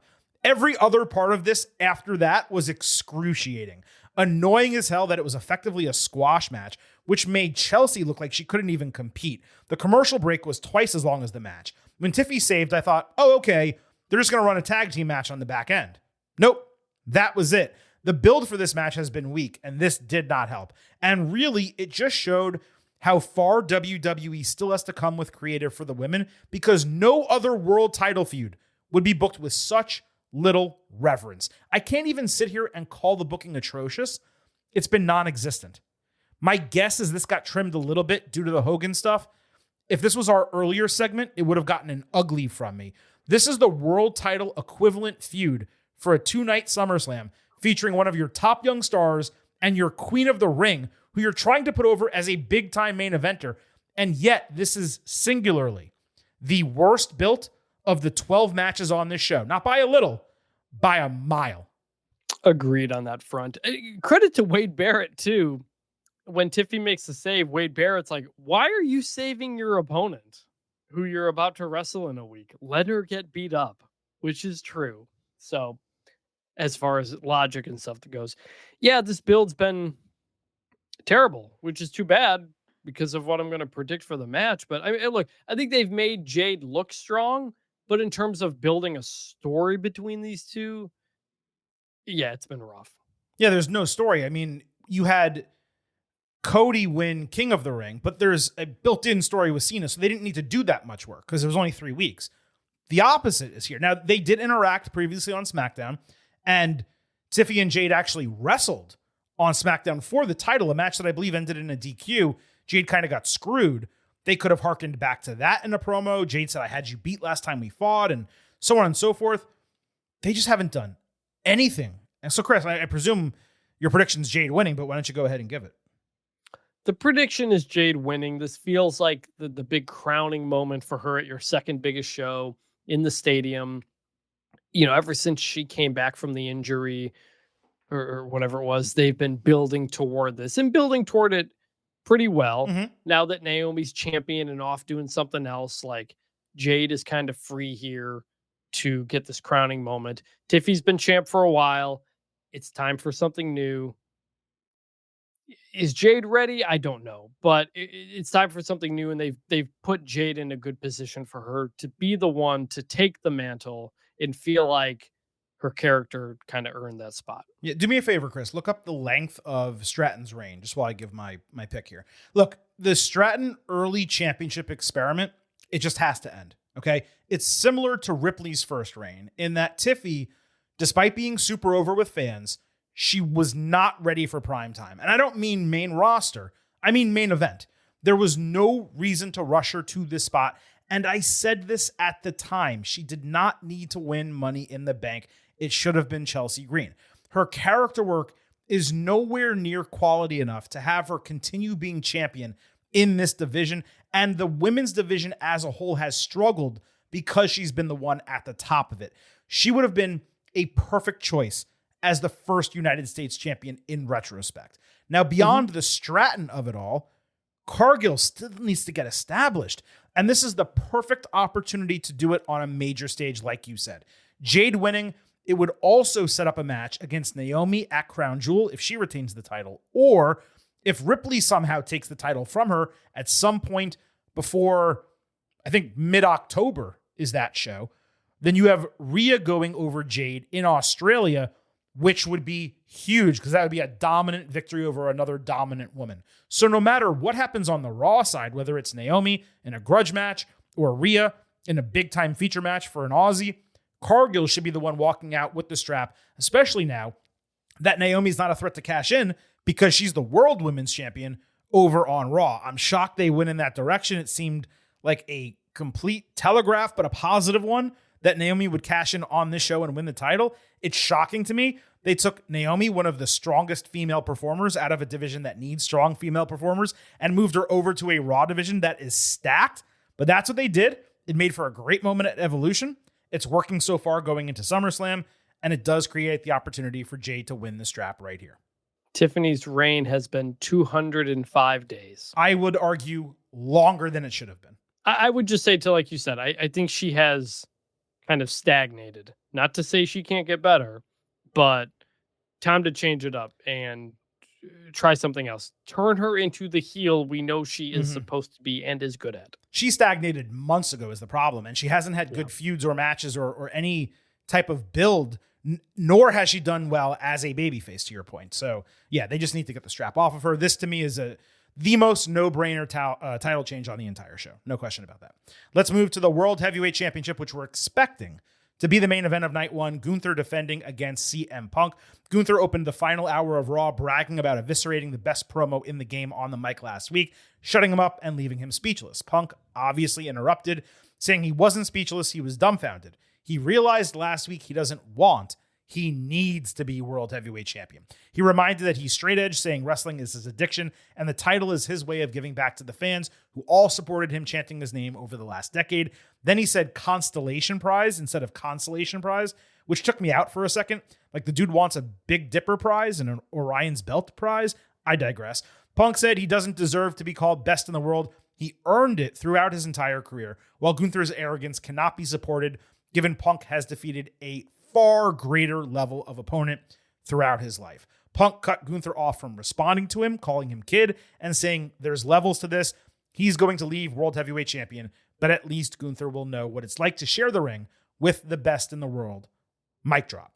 This is why I was not too concerned about Punk not getting a word in edgewise last week. It felt purposeful, and now we know that was exactly the plan. You don't want these guys throwing hands before SummerSlam because there isn't really any long-term animosity between them, and you can't have Punk dominate Gunther on the mic twice. Animus needed to be created so Punk could go at Gunther here. That's exactly what was accomplished Monday night. Not his best promo by any means, but it was the best promo of the night, a night of rough promos on Raw, and certainly strong enough to serve as a feud capper going into SummerSlam. All in all, a damn solid build between them, despite the short time span that they were given. It's not the most hype main event that could have been put together for night one, but the star power, the importance, and the unpredictability based on Seth Rollins' injury, it is absolutely there. This has not really clicked for me so far. Like, I know it's only actually been a couple of weeks and they've kind of had to adjust a little bit because of the Seth injury, but like, I don't know, like these guys just kind of cut a couple of promos on each other, none of which was all that great. And that's it. Like, for CM Punk going for a world championship, something he hasn't won since what, like 2013, 2012 in terms of the WWE title. Like, I feel like we haven't gotten enough out of him from a guy who would be like speaking as if he was about to get there. He just kind of went through the motions. I don't want to win the title. I need to win the title. Like, I don't know. None of it's really clicked. Maybe it's because there hasn't been enough time. I feel like CM Punk Gunther I should feel a lot more into this than I am. Am I off? You're not off, because this was a consequence of there being a 3-week build and Punk winning his opportunity through the gauntlet match, where he only wrestled one dude who was exhausted, having gone through the rest of the gauntlet himself. So, you really want Punk to get to this spot through extreme difficulties and having to earn it by fighting off this person and that person and literally going through a gauntlet. In fact, you could argue that it should have been flipped, where what was so impressive about that match was not Punk stealing it at the end, but Punk having to go through all those major names and then overcoming Braun Breaker as well. That's where you set up a match where you say, oh my God, the momentum is in Punk's sails.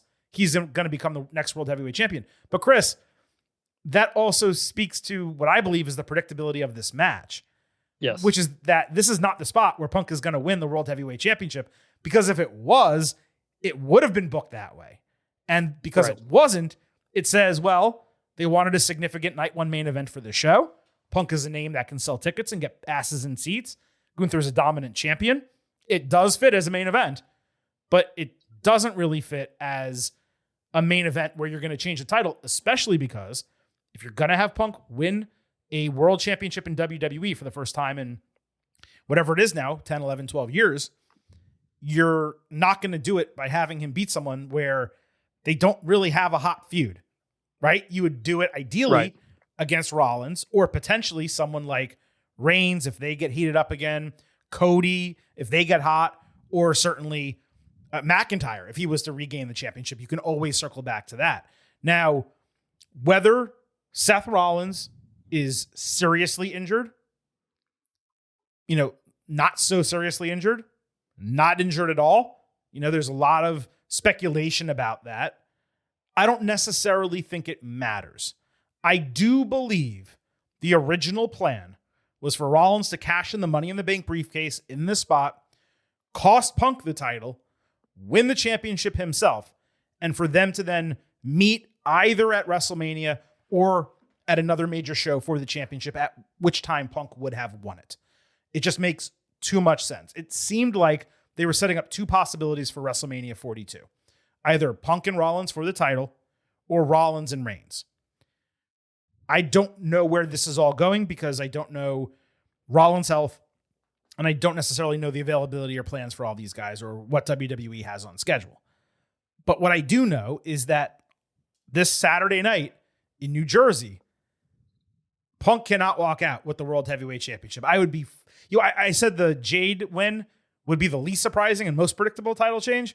This is the opposite. This would be the most surprising and most unpredictable title change as far as I'm concerned. Now, whether that is Rollins cashing in Money in the Bank, Rollins not cashing in Money in the Bank, but interfering somehow, maybe he can't get physically involved enough due to his injury where he can actually wrestle and hit a move and do all that stuff, but he can cost Punk, or whether it's maybe Breaker running down on Rollins' behalf and costing Punk. One way or another, I don't see him walking out of this match as champion, and really, I just hope it is not another knockout finish with Gunther Sleeper. I really miss the days when he would win with power bombs and lariats and chops and all these different moves, and I hope we get something like that here. Or CM Punk tapping out. Which would fit because Gunther's still getting the "you tap out" chance, and he's acknowledged it. Making Punk tap out would be a good way to kind of counter that. Mm-hmm. Punk is not winning this, and I wish I felt like there was a chance, and that's the disappointing part. There's no part of me that thinks Punk might win this, and that's what I was hoping to get. So Gunther is the pick. Despite giving the prediction I just gave, not for nothing, I did just want to remind everyone this was the originally scheduled night one main event for WrestleMania. And if it was going to be in that spot, it would have made sense for Punk to beat Gunther and win the title there. So it is quite possible that despite the prediction I gave and everything I just said, and what Chris, you just said about it making all the sense in the world for Gunther to retain and Punk not to yet win the title, this was the direction they were going to go just a few months ago. So it is entirely possible that we're reading this wrong and Punk does walk out with the championship. And even if Rollins is healthy, was completely healthy, again, whichever part of that is the truth, it is quite possible that the plan all along has been for Punk to win the championship here. This is my expected match of the night, just for what it's worth. I cannot imagine any other match on this show on this card for night one. Work rate, bell to bell, living up to this. I'd be pretty floored if that was the case. And that speaks to how weak this card is. And by the way, let me circle back. I told you there were at least 2, maybe 3 matches I'm anticipating more than the Jelly Roll Logan Paul match. I mentioned one with Sami Zayn and Karrion Kross. The other that I anticipate less than it is Stratton and Cargill. So that's 2 already, where the Jelly Roll match I don't want, I'm more interested in than matches on SummerSlam. And both of them are on Saturday night. Now, Chris, before we move to night 2, let's quickly give a pre-show expectation grade for night 1. As always, I give you the opportunity to go first. All of our listeners are getting overheads. They will have an opportunity to vote on Twitter at Getting Overcast this Saturday, a couple hours before the show. What is your expectation grade for night 1 of SummerSlam? B+. And the only thing putting it in the plus category is that I picked 2 title changes. If important stuff happens, that helps my grade. So B+. I'm right there with you with the letter grade. Both women's titles changing hands on this show makes a lot of sense. I do believe the celebrity match will over-deliver to expectation. WWE, they do a great job with these. And it really started with Sami Zayn and Johnny Knoxville. Once those guys put on a banger and you looked back at that, and you said, there's no way this should have worked. And then you fast forward and think about everything that's happened since. They haven't really missed on one of these. So I have a feeling that's really going to be great. And I think the main event is going to be awesome. Frankly, I do. So I'm with you, B+. I'm going to say, because you didn't give a numerical grade yet, I'm going to say an 88 out of 100. What about you? 87. All right. Let's move to night 2 of our WWE SummerSlam Ultimate Preview. The WWE Tag Team Championships will be on the line. Get this. Wyatt Six, Andrade and Rey Fenix, Street Profits, Fraxium, Motor City Machine Guns, and DIY in a 6-way tables, ladders, and chairs match. Turns out this is the 25th anniversary of the first TLC match at SummerSlam 2000, and this just screams SummerSlam to me. It's the perfect match for this show. Let's remember something going into this. The TLC match that aired on SmackDown, when it should have been on the WrestleMania card, was a legitimate 5-star affair. Assuming this gets enough time, expectations should be extremely high here. Now, that match was a triple threat. This has doubled the competitors, which should make it an absolute car crash. There is a such thing as too many wrestlers in a match like this. And really, you don't want to go more than 8. So WWE putting 12 in this spot, it's actually kind of wild. I believe it's the same number as that WrestleMania 40 ladder match when both titles were on the line, except here there's only one, and it's not a ladder match. It's a tables, ladders, and chairs match. But again, I think it's going to be great. They may actively need to pull away broken equipment from the ringside area. Maybe there should be a dumpster so they can actually put shit in there and then roll it back up the ramp. Maybe some dudes wrestle on stage so they space stuff out a little bit more. I have no idea what this is going to look like. What I do know is this breaks the record, the prior record of 4 teams, 8 men in a TLC. So the agents and producers are really going to need to be on point with the match construction here. Time-wise, this needs to get, I know it's going to be difficult on a SummerSlam Sunday, it's got to get 25 minutes. The one on SmackDown with commercial breaks got 23. You double the teams, you have to have the same runtime. And you don't want to book this match if you're going to rush it in 15 minutes and not have everyone go balls to the wall.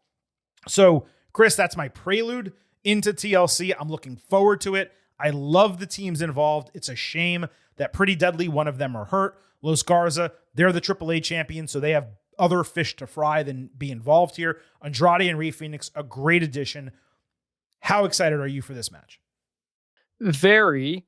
WWE's put out a list of best SummerSlam matches, and the other day while I was working, I just had it on in the background, and that Dudley's, the first TLC match, popped up on the list, very high on the list. And I had not watched that one in a very long time. And it is truly wild. I go back and watch the WrestleMania 17 one. They're both all the great. Time. Yeah. But I have not gone back and watched the SummerSlam one very much. And it's remarkable. Some of the spots that they do, especially with the ladders. But also, I always say this in these matches. I want there to be a lot of tables. I hate ladder spots. I hate people going through ladders. I hate people landing on ladders. You don't need to do it. You have the tables. Use the tables. They're safer. They brace falls a little bit. They sound better and they look better. So please use the tables. Do they look better with big Slim Jim logos on them? Do they look better? They look fine. Better than erector set. Let me ask you this: Are we gonna get a Fireball ladder and a Slim Jim table in the same match? Is that what's happening here? Look, that Fireball ladder is actually pretty good. It was, but I'm saying, gotta say that one. Do you think this is a double sponsorship match? I'm curious. Fireball and Slim Jim, man, that sounds like college. Oh God, could you imagine actually eating that, especially at our ages now? Holy shit! Yeah, literally. I am looking forward to this. I'm just worried it's too much. I'm gonna counter your take real quick on the tables. So I love ladder spots. I think ladder matches are maybe my favorite, weapon match that exists. And I love seeing a ladder shatter as opposed to a table just break because we see it all the time and fans call for them and they're really, really annoying. But what I love and what WWE has not done in a long time are stacked tables. Yes. And they did it in that SummerSlam match, the first TLC. So Bubba Ray goes, you got to tip, someone's up at the top of the ladder. You tip the ladder over. They shoot out of the ring onto 4 tables stacked on top of each other. That's the spot. And it's so safe, too. It is so safe, comparatively. Yeah. It's unbelievable. So I'm really looking forward to this. I want to go in open-minded because I did just watch both of those TLC matches you mentioned. I did it after we watched the one that aired on SmackDown because I wanted to contextualize it, whether it was my favorite of all time. It is top 3. There's zero question about that for me. This is either going to be incredible or I'm not going to say a disaster, but it would potentially underdeliver to an extreme degree because of the messiness and the number of people. Either way, I don't really give a shit that the Wyatt Six just won the titles. We were all saying to each other how they've kind of oversaturated and ruined this division.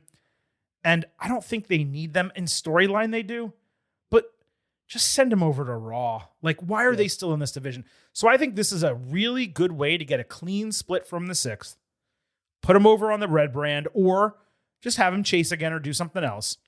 We get new champions on Sunday night. That I am sure of. Which team wins them? That's tougher to decipher. I don't see the Street Profits winning them again, just like they won the first TLC. So process of elimination. I'm taking them out. Taking the 6 out. Motor City Machine Guns, they're not going to get the pop that you would want. Maybe if it was in Detroit, but you're not going to get the pop of them on top of the ladders at the end. DIY, their heels, you're definitely not going to get that pop. You know what? Now that I say that, in New York and New Jersey, a lot of hardcore fans, they would get a big pop winning, but they're heels, and I don't think you want to do that. So I'm down, Chris, to Fraxium and Andrade and Rey Fenix. And I haven't really, I don't know my pick. Andrade and Rey have been really good together in a very short amount of time. They've been incredible, but Fraxium is the team. They're the singular, most exciting team in this entire division on both brands. And this would be a crowning moment for them. It would fully establish them. So I think it's legit 50-50 between those sides. I'm going to take Fraxium. I'm not going to rule out Street Profits. I know they did just win, but in my mind, I could see them saying, let's just put the belts back on the Profits and pretend the last 2 months just didn't happen. That would be nice. Yeah. You remember where this tag team division was coming off of that first TLC? Yeah. Coming right after WrestleMania Red hot. And being like, man, this is deep. They're talented. Look at all of this. And then we immediately went to the Wyatt Six and threw it all in the garbage for a couple of months. Now we're back. Just give me something that makes me think it forgets what happened over the last couple of months. And if that puts the belt back on the Profits, I could see that. I'm going to say Andrade and Fenix just to be different from you. And I really like them. You wouldn't expect them to be a long-term tag team, considering you have both of the Lucha Brothers together. But Penta's doing his own thing and doing it well. And Andrade Rey Fenix was actually really fun. Fenix is a great tag team guy. I could see it. I could definitely see them winning this match. Like I said, I legitimately believe it's 50-50 between those two babyface teams. Let's also not forget, so this is a 12-man match, but there's more than 2 Wyatt 6, and it's no DQ. So they could easily get involved, right? If they get involved, what about Penta coming out and like helping his brother and Andrade? That would be cool. So again, this could be an absolute mess, but I am really, really excited for it. The division deserves it. The guys involved in this match deserve it. You know, again, it's only Motor City Machine Guns, DIY, and the Profits that were in that first match. Everyone else is fresh, the other 3 teams. In fact, I want to say none of the other 3 teams were even established on SmackDown at the time. They weren't. So they're all fresh and part of this, which again is unfortunate for Pretty Deadly and Los Garza, who both really deserve the opportunity as well. But this is going to be an awesome match. I hope it's, they could open with it potentially. But I'd say second or third on the card. Keep the crowd hype. Give it 25 minutes. Do some type of bullshit segment after, let everyone go to the bathroom, and then get on with the show. Yep, I agree. And we're going to move on with our show. United States Championship Solo Sikoa defending against Jacob Fatu inside a steel cage. Fatu backstage on SmackDown cut a passionate promo at Sikoa. Actually felt fresh and was not just filled with his catchphrases for a change. Miz suddenly slid next to Jacob, angry that he took him out weeks ago. Miz basically said he was the main character. He would not allow Fatu to marginalize him the way he did, so he got a match made because they were in his hometown of Cleveland. Then he straight up smacked Jacob across the face and made his way to the ring.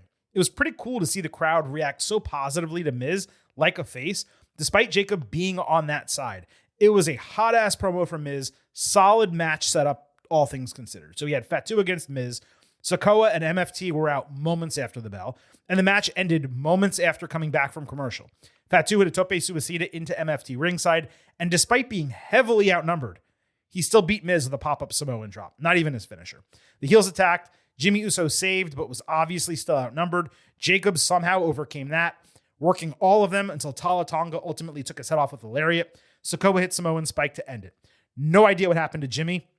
He just disappeared. Sikoa ranted to Fatu with the title in his face as it ended, and fans chanted F you Solo about 10 times, and USA Network didn't mute it once, which floored me. The segment with Miz, I thought it was far better than the match and everything that came afterward. Perhaps this was also cut for time due to Hogan, but it was a joke to have Miz return and get beaten that easily by a guy who was massively outnumbered here. The post-match did its job to get fans hyped for Jacob, but between my distaste for how last week transpired, with the way MFT was put together, with my lack of care this week, frankly, Chris, I'm just not hyped for this match at all. It's unfortunate, and this is the third match that I was pointing out that I care less about than Jelly Roll and Logan Paul. I care about this more than Jelly Roll and Logan Paul, but you're right, it hasn't been much. Like, you got to kind of do something different. A lot of these feuds here have been going on for a very long time, and I'm hoping SummerSlam is the end of it. Jacob Fatu has almost exclusively only done Bloodline stuff since he showed up. Like, obviously winning the US title was a little bit different, but even that was like with them. So I'm hoping this is the end of Jacob Fatu and the MFTs and all that stuff. I suspect it's not. They kind of just keep all of them going in a circle with each other, but it's time to, after this, to break off Jacob Fatu into something else to make him stand out more again. Who do you believe is coming out of this as champion? I think Solo's going to win. I think he's going to retain. I think having Jacob win at WrestleMania and then winning it again at SummerSlam just doesn't make a lot of sense. It's a steel cage match, which means somebody's probably going to get into the cage and create a distraction, interference type of finish that gives Solo the win, but gives Jacob an excuse to lose. And I think Solo's been doing a good job too. So I'd like to see him kind of doing other things too. Yeah, the concern I have is if they all cheat to beat him, because Sikoa can't beat him clean in a steel cage match, right? If they all cheat to beat him, then he doesn't extricate himself from their storyline. He can't let that go. The next episode of TV, so he's complaining about it, and someone says, "Stop crying, Jacob." Blah blah blah. Boom. You got another story. Yeah, but doesn't he then have to go back to that? I mean, this guy's not stepping up and leveling up to the main event. Not eventually. I mean, we've seen Damian Priest lose things and then just kind of move on to other stuff. I think that's you just have to create something else to kind of distract him or just take him in another direction. He's not married to the US title. Like, it's not like he has to get that specific title back. No, you're right. So let me kind of circle back here and just read something to all of you. Okay. Yeah. So Damian Priest held the United States Championship in 2021, right? And Finn Balor won it off of him, and that was fine. Like, that was really, really solid. I want you to hear the list of United States champions that we've had since April 2022. And think about whether there's a single moment in any of their reigns that you remember. Okay. Theory, not Austin Theory, Theory. Okay. April 2022. Bobby Lashley for 100 days. Seth Rollins for 47 days. I don't recall that at all. Austin Theory won it back in a triple threat involving Bobby Lashley. Okay. Rey Mysterio had it. I kind of remember that a little bit. 84-day reign. Logan Paul had it for 273 days. I want to say he defended it twice in that time. But I remember that reign. You remember the reign because he lost it to LA Knight at SummerSlam in the match that we wanted them to have. And it made sense. It was in Cleveland, and that was good. So LA Knight had the title. They didn't book him to do anything with it, right? Nope. Then he loses to Shinsuke Nakamura. And we got excited about that because it looked like Nakamura was revitalized. I mean, I didn't, but yes. But I did. But you agreed it looked like they were doing something with him at least, right? Yes. Then he drops it back tonight, who holds it for 40 days. He loses it to Jacob Fatu. He holds it for 69 days. He loses it to Solo Sikoa, who's now had it for 30 days. That's the United States Championship since 2022. It is rough goings for this strap right now. And I don't think there's a great answer here in either direction. You put it on Fatu, he's got to dominate people. What happens to the rest of your mid card? You keep it on Sikoa, and I love the character that Solo has been, putting forward right now. The kind of comedy, like tongue in cheek, like I'm smarter than you, and then a smarmy little bastard type of deal. But I don't know, man. Like, if he drops this strap, what are MFT? They have nothing. Right. They're irrelevant.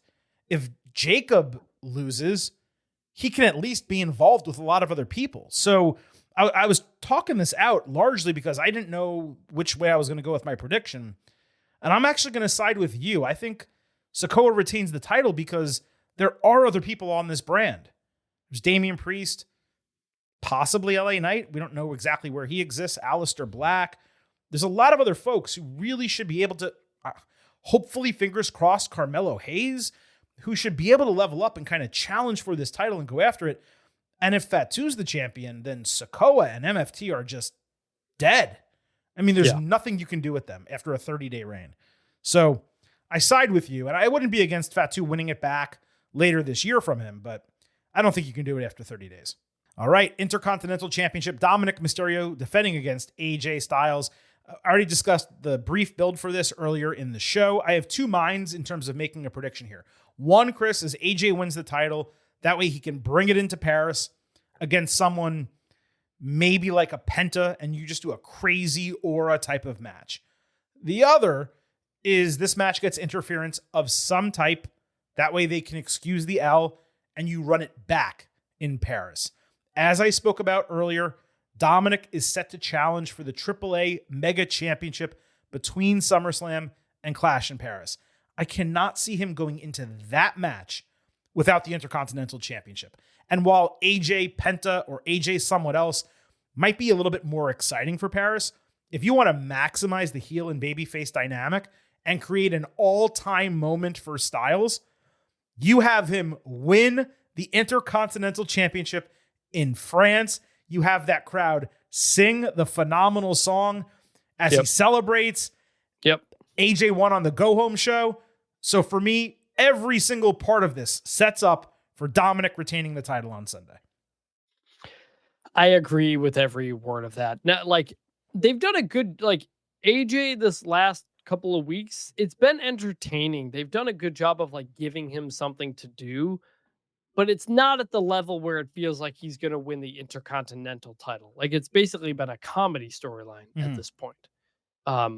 So I think, I did just mention kind of an excused loss for Jacob Fatu. Do we do the same thing here with Dominic and AJ? I mean, I guess.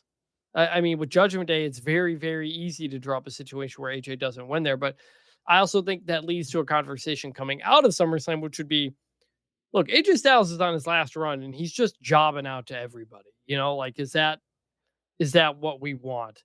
But to your point, if this all ends with winning the title back at France, and then maybe holding it to a him and Sheamus match at WrestleMania or something, when Sheamus can win the IC title for the first time. Man, that'd be cool.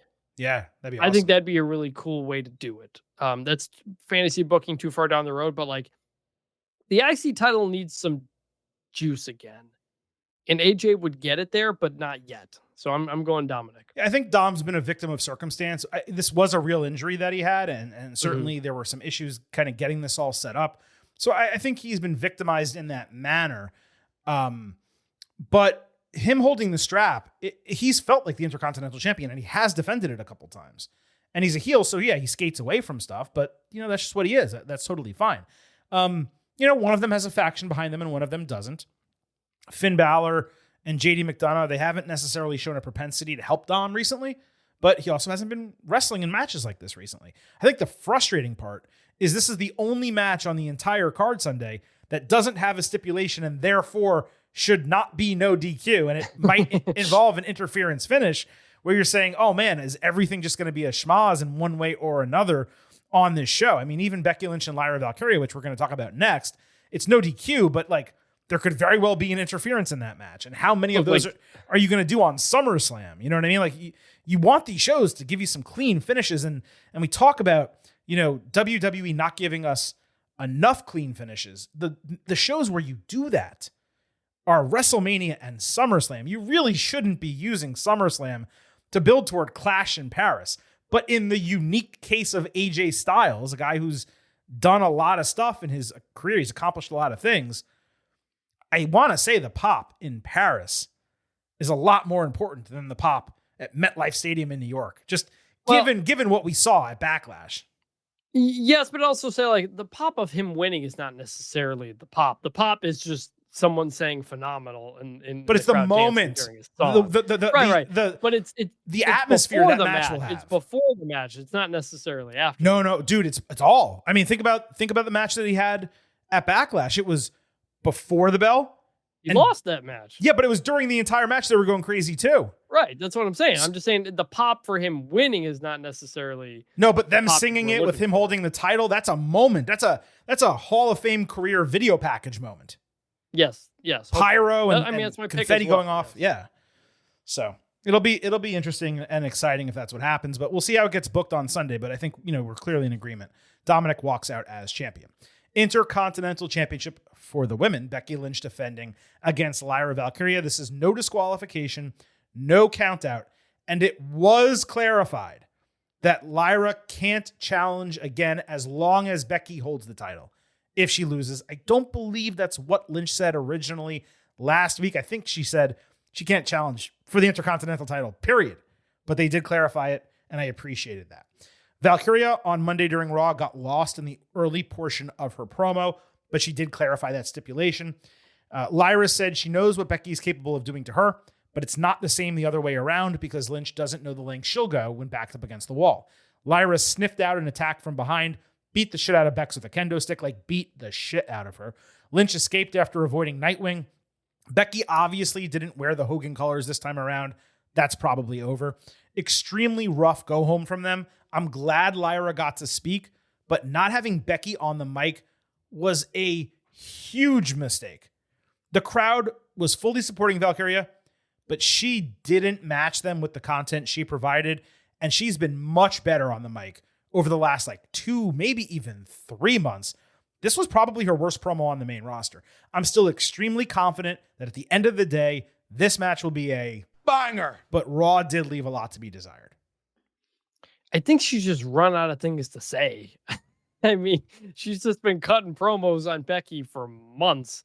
And at this point, what do you have other than I'm putting on some shoes for Becky. Like Mhm.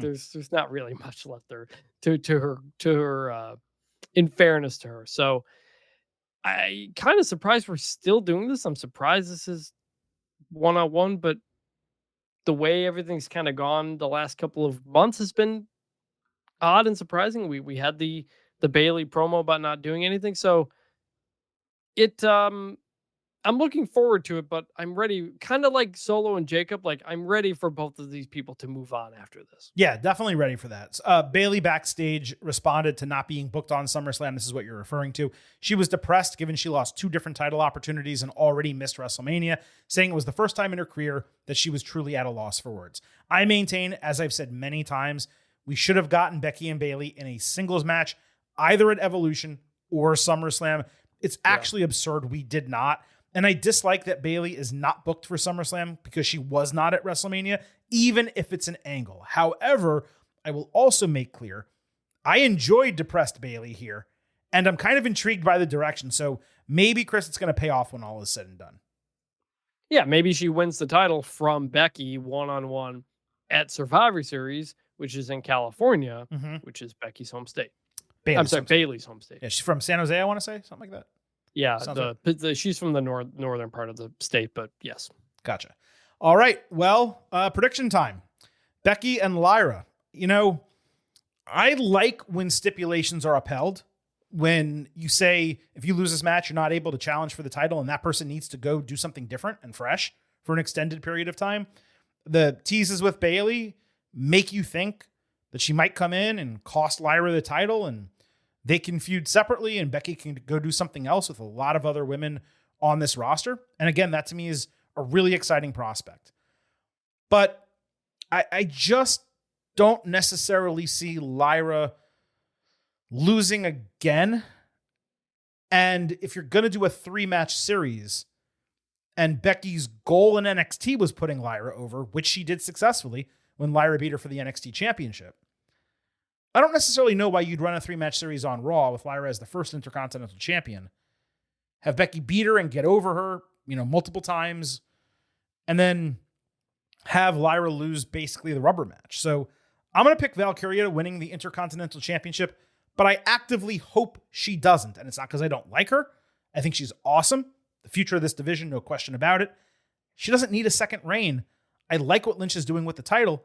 And I do want Becky Bailey one-on-one. And I kind of think that Bailey should be the one to beat Becky for the Intercontinental Championship. So my prediction is Lyra winning. I'm just making clear it's not what I want.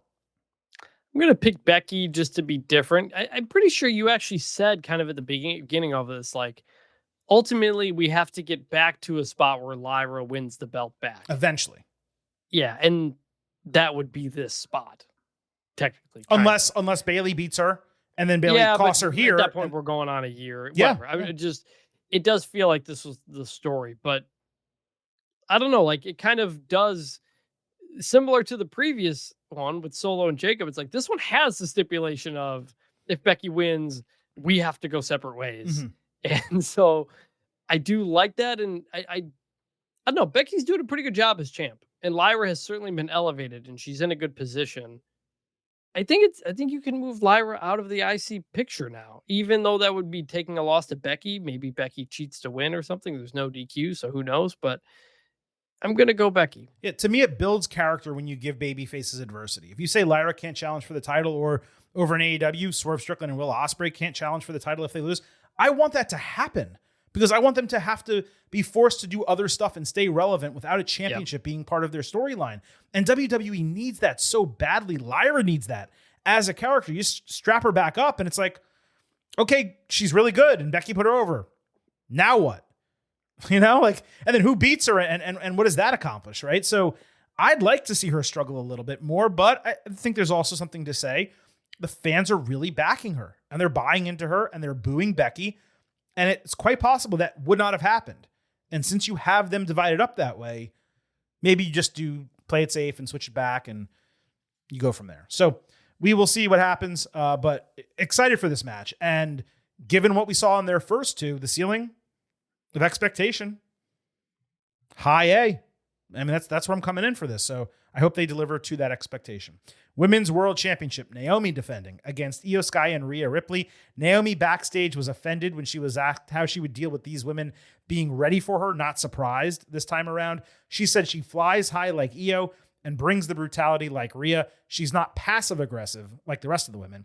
She's aggressive and ready to take out the entire division if necessary. It was short and sweet, but pitch frickin' perfect as a heel promo for Naomi. She is killing it right now. Then we had Io backstage. She grabbed Rhea's hand for one last quick confrontation before their match. This was after the 8-woman match I talked about earlier. Ripley said they were friends that night, but they would be adversaries Sunday. Io said Rhea's never beaten her, and she never will, which again, let's make that permanent. So that was the direct build into this match, Chris. Any thoughts on what we got from Naomi, Io, and Rhea Monday night? Naomi was shined again. She's been fantastic. Good stuff. Like you said. All right, simple. And that's kind of the simplicity of my prediction here as well. Like, I could talk for 20 minutes at you about how great Io and Rhea were in the match at Evolution and how awesome Naomi's cash-in was and how it didn't hurt the match at all, to my utter surprise, not getting a clean finish there. It was that surprising and that incredible of a cash-in. I love the work Naomi's doing as a character. She's already been a great champion, despite the fact that she hasn't even defended the title. But every promo she's cut, every segment she's been in, she has been the star. And that takes a lot when you're in the ring with the likes of Rhea Ripley and on Monday night, Stephanie Vicaire and Io Sky and Nikki Bella as well. I'm not saying that Naomi necessarily outshined all of them, but she looked every bit as important as they did. And that really speaks to the type of work she's doing, Chris. This may well be like a breakout wrestler of the year front runner for the 2025 Getting Over Awards, aka the Meaties. But we will circle back to that in about 6 months. I don't see how you have her cash in Money in the Bank and then lose the title 30 days later, 3 weeks later. I cannot fathom that being the case. I have Naomi walking out as the women's world champion. She pins Io. It's a situation where Ripley probably hits the riptide on Io. Naomi throws Rhea out of the ring, steals the win. That's my expectation.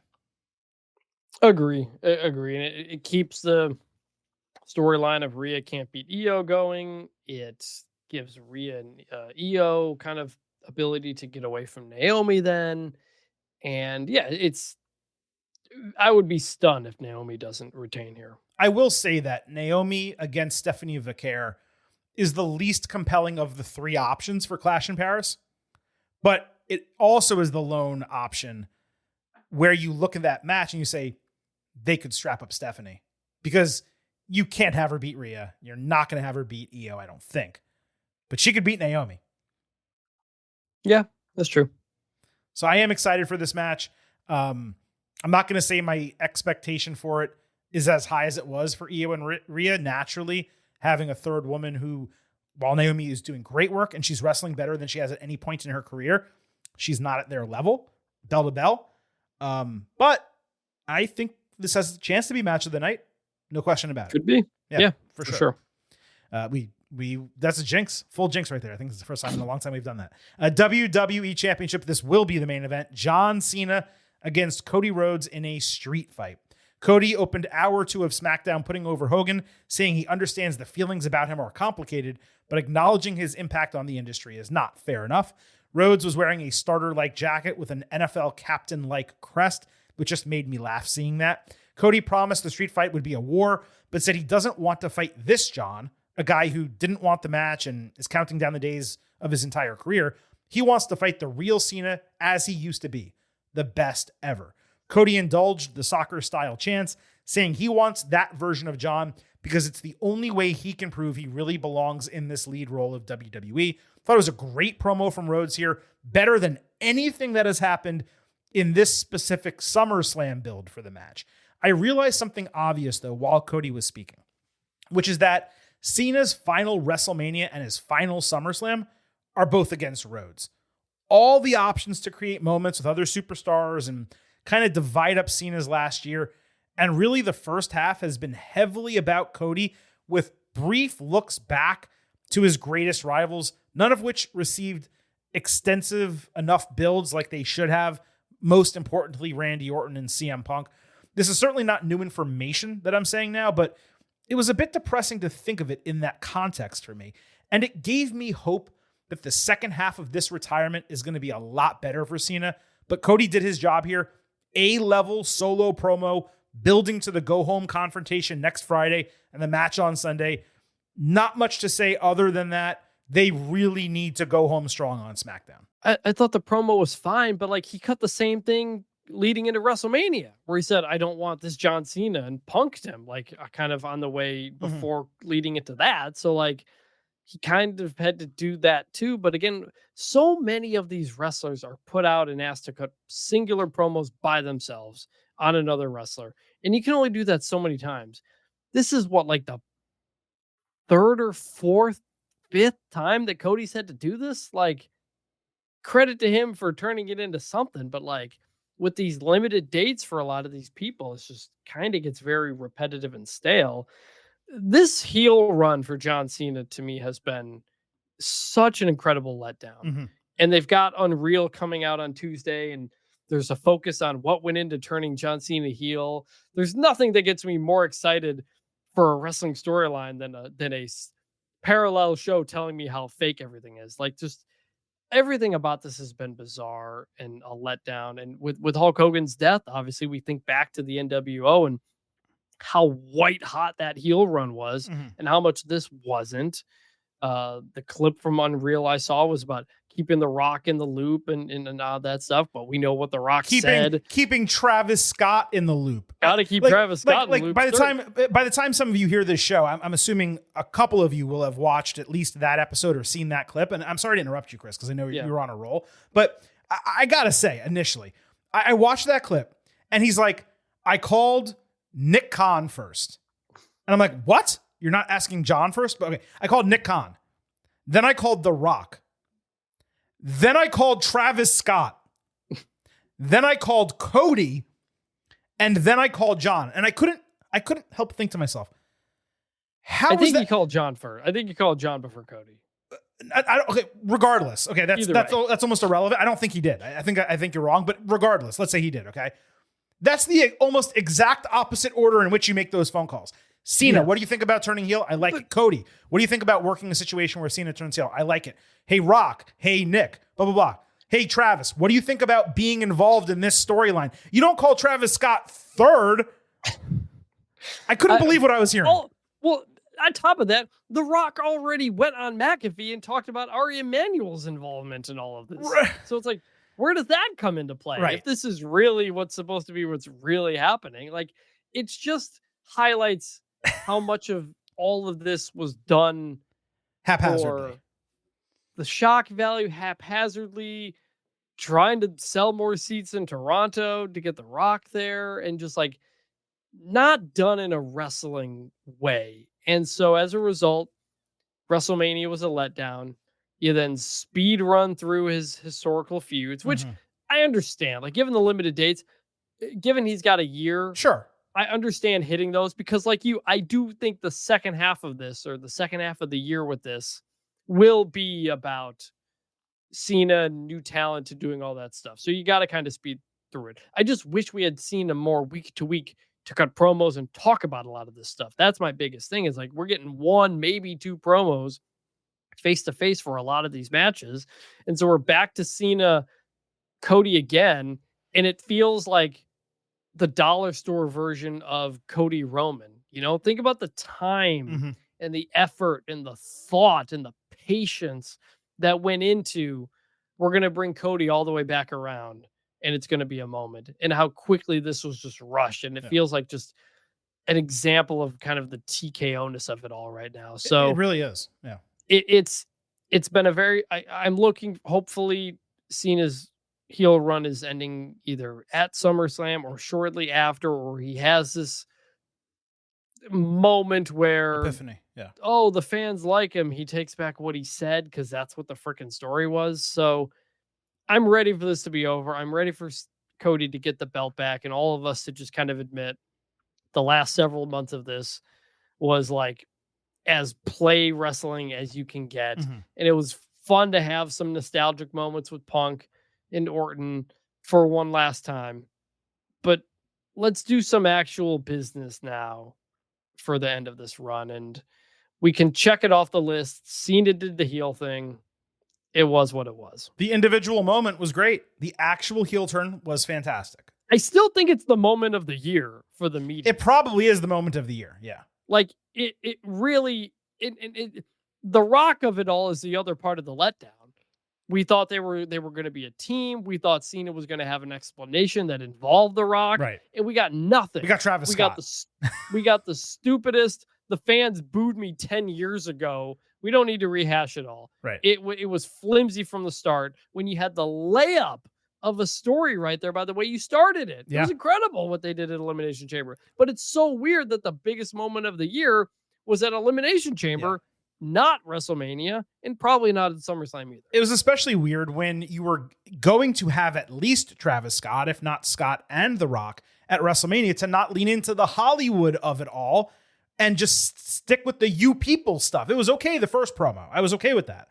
But the fact that he kept doing it, talked about ruining wrestling, they went away from the countdown, like the elements that actually worked, they just shied away from. But look, Cody was put in an unenviable situation, okay? Yes. Immediately after being in one with Roman Reigns, where he had to carry that feud because Reigns wasn't working regularly, to working with someone in John Cena who not only couldn't work regularly, but was in the middle of a heel turn that didn't work, that actually led to Cody getting booed in Las Vegas, okay? And someone who is nevertheless on limited dates. Now, I cannot criticize Cena for when he's showing up on television, nor WWE for utilizing him the way they are when he is on TV. You can't have him wrestle every single show. He's too old for that, okay? And also, it ruins the tune-in nature of seeing him actually wrestle a match. If he's just going to do one Friday night on SmackDown, it doesn't really work. But, I got to give Cena props because, he's working a part-time schedule. Roman Reigns is working a part-time schedule. If we count up the dates at the end of this year, I would guess we see Cena, twice as often as Reigns in 2025, 1.5 times as often as him. And this is a guy actively shooting one movie, one TV show after another all over the world. And he's making time to give fans as much as they possibly can of him for this last run. So he has my utmost respect for that. And I will never, never say otherwise. But the creative, frankly, has been shit with him being a heel. There have been individual moments of greatness. The go home with Cody and Cena for WrestleMania when they were both in the ring talking shit at each other. I don't want to say go home, but that one segment, like 2 weeks out, that was incredible. We had actually two, to be fair, great things with CM Punk, the Thugonomics, and then the pipe bomb back. That was awesome. And they deserve a lot of credit for that. But the match happened at Blood Money in the Sand, not at a major show like SummerSlam. It literally could have been the main event of this show. And with a lot more runway to do it, and they chose not to. So at the end of the day, we will remember at the end of 2025, the Cena heel run as being a great, incredible start and extremely lackluster through the finish. 10 years from now, and this is kind of similar to what I was saying about Hulk Hogan upon his death, we will remember, wow, do you remember when John Cena turned heel? That was awesome. And we'll forget all the little individual points that we were criticizing along the way to SummerSlam. Wrapping this up, Chris, SummerSlam has to be the end of the line. There's only a few months left in 2025. You are not sending Cena off into the sunset as a heel. He needs to turn back face. And the way you do that is to have him drop the championship and have a crisis of conscience, internal reckoning with himself that what he did was not the right way to go about things. He drops the title to Cody here in the street fight. It gives him a little bit of an excuse potentially to lose, because Cody will use weapons or the title against him. It excuses Cody's use of the title where it's not against the rules, but he's doing what's necessary to take down Cena. Cena raises his arm, points to him, bows his head a little bit, walks out of the ring, takes a couple weeks off, comes back, recants all the shit he said to the fans, and returns as a babyface. And you get 3 months of Cena with a face. He goes out on his Shield in December at Saturday Night's Main Event in Boston. That's the way you do it. I would be floored if Cena walks out of here with the title. Yes. I think Cody's going to bleed as well. Yeah. Which we kind of wanted to have at Mania, but didn't. They could both bleed as long as it's not Cena's face. I could see it happening. Yeah, but Like I mean, all hairline. that matters is the face. No, hairline, and then it drips down. You can do that. I guess. Well, I anything on his head, I don't think. You don't want to mess up the work he did in where do they go now? I know it's overseas. Turkey. You don't want to work the Turkish. They were somewhere in Europe. Yeah, the Turkish hair job. No, I don't think you're gonna cut his head anywhere just because of you everything he's doing, which is understandable. Yes, Cody wins. Cena probably gets a standing ovation from the crowd, and I think on the next SmackDown or whatever his TV appearance is, he cuts some promo, kind of apologizes, and amid that, he gets either interrupted or sneak attacked or group attacked by somebody, beats him down. That starts off his next feud. Maybe it's Solo and his people, and we go back to Solo Cena and close the door on that for the U.S. title. Maybe Cena wins the U.S. title. Who knows? Maybe that's where it goes. Honestly, that would be cool. He had a good U.S. title run. He brings back the U.S. Open Challenge. You have Cena beat Solo for the U.S. title, and he carries it all the way to the end of December, loses it on his final match. Yeah, that could work. That'd be a way to do it. So maybe that's what we end up doing. But yes, Cody wins. We cheer. We move on. Moving on is the key. We need to move on. And hopefully Cody gets cheered on this show. It's not Las Vegas. Is it going to be a smart crowd? Yes, but I want to say they're going to fully support Cody. Ever since they got out of Las Vegas, the fans have been 100% behind him.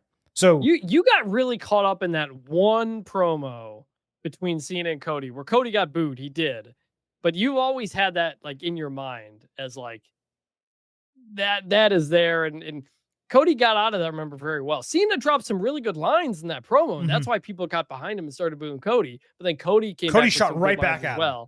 Yeah, and the crowd got with him again. So I think that was more a moment in time rather than a. Well, no. I'm not talking about that. I'm not talking about that. That was on Las Vegas, the go home SmackDown to WrestleMania, I believe. Yeah, he got booed in the WrestleMania match. He did, but that's because it was Cena's last WrestleMania. Right, but I think he also got booed Monday night. I think he also got booed Monday night on Raw, which was still in Vegas, I believe. That I don't remember. But I don't remember that. He might get booed here because people are gonna. It's like the Hogan Rock thing. It's like it's the last time for most of them seeing the legend. You kind of want the legend to win. That is such a crazy parallel. Thinking about Hogan, I just watched that match again. That's a conversation for another day. But I just watched that match again, and I wasn't putting this in that context, and it's not the same.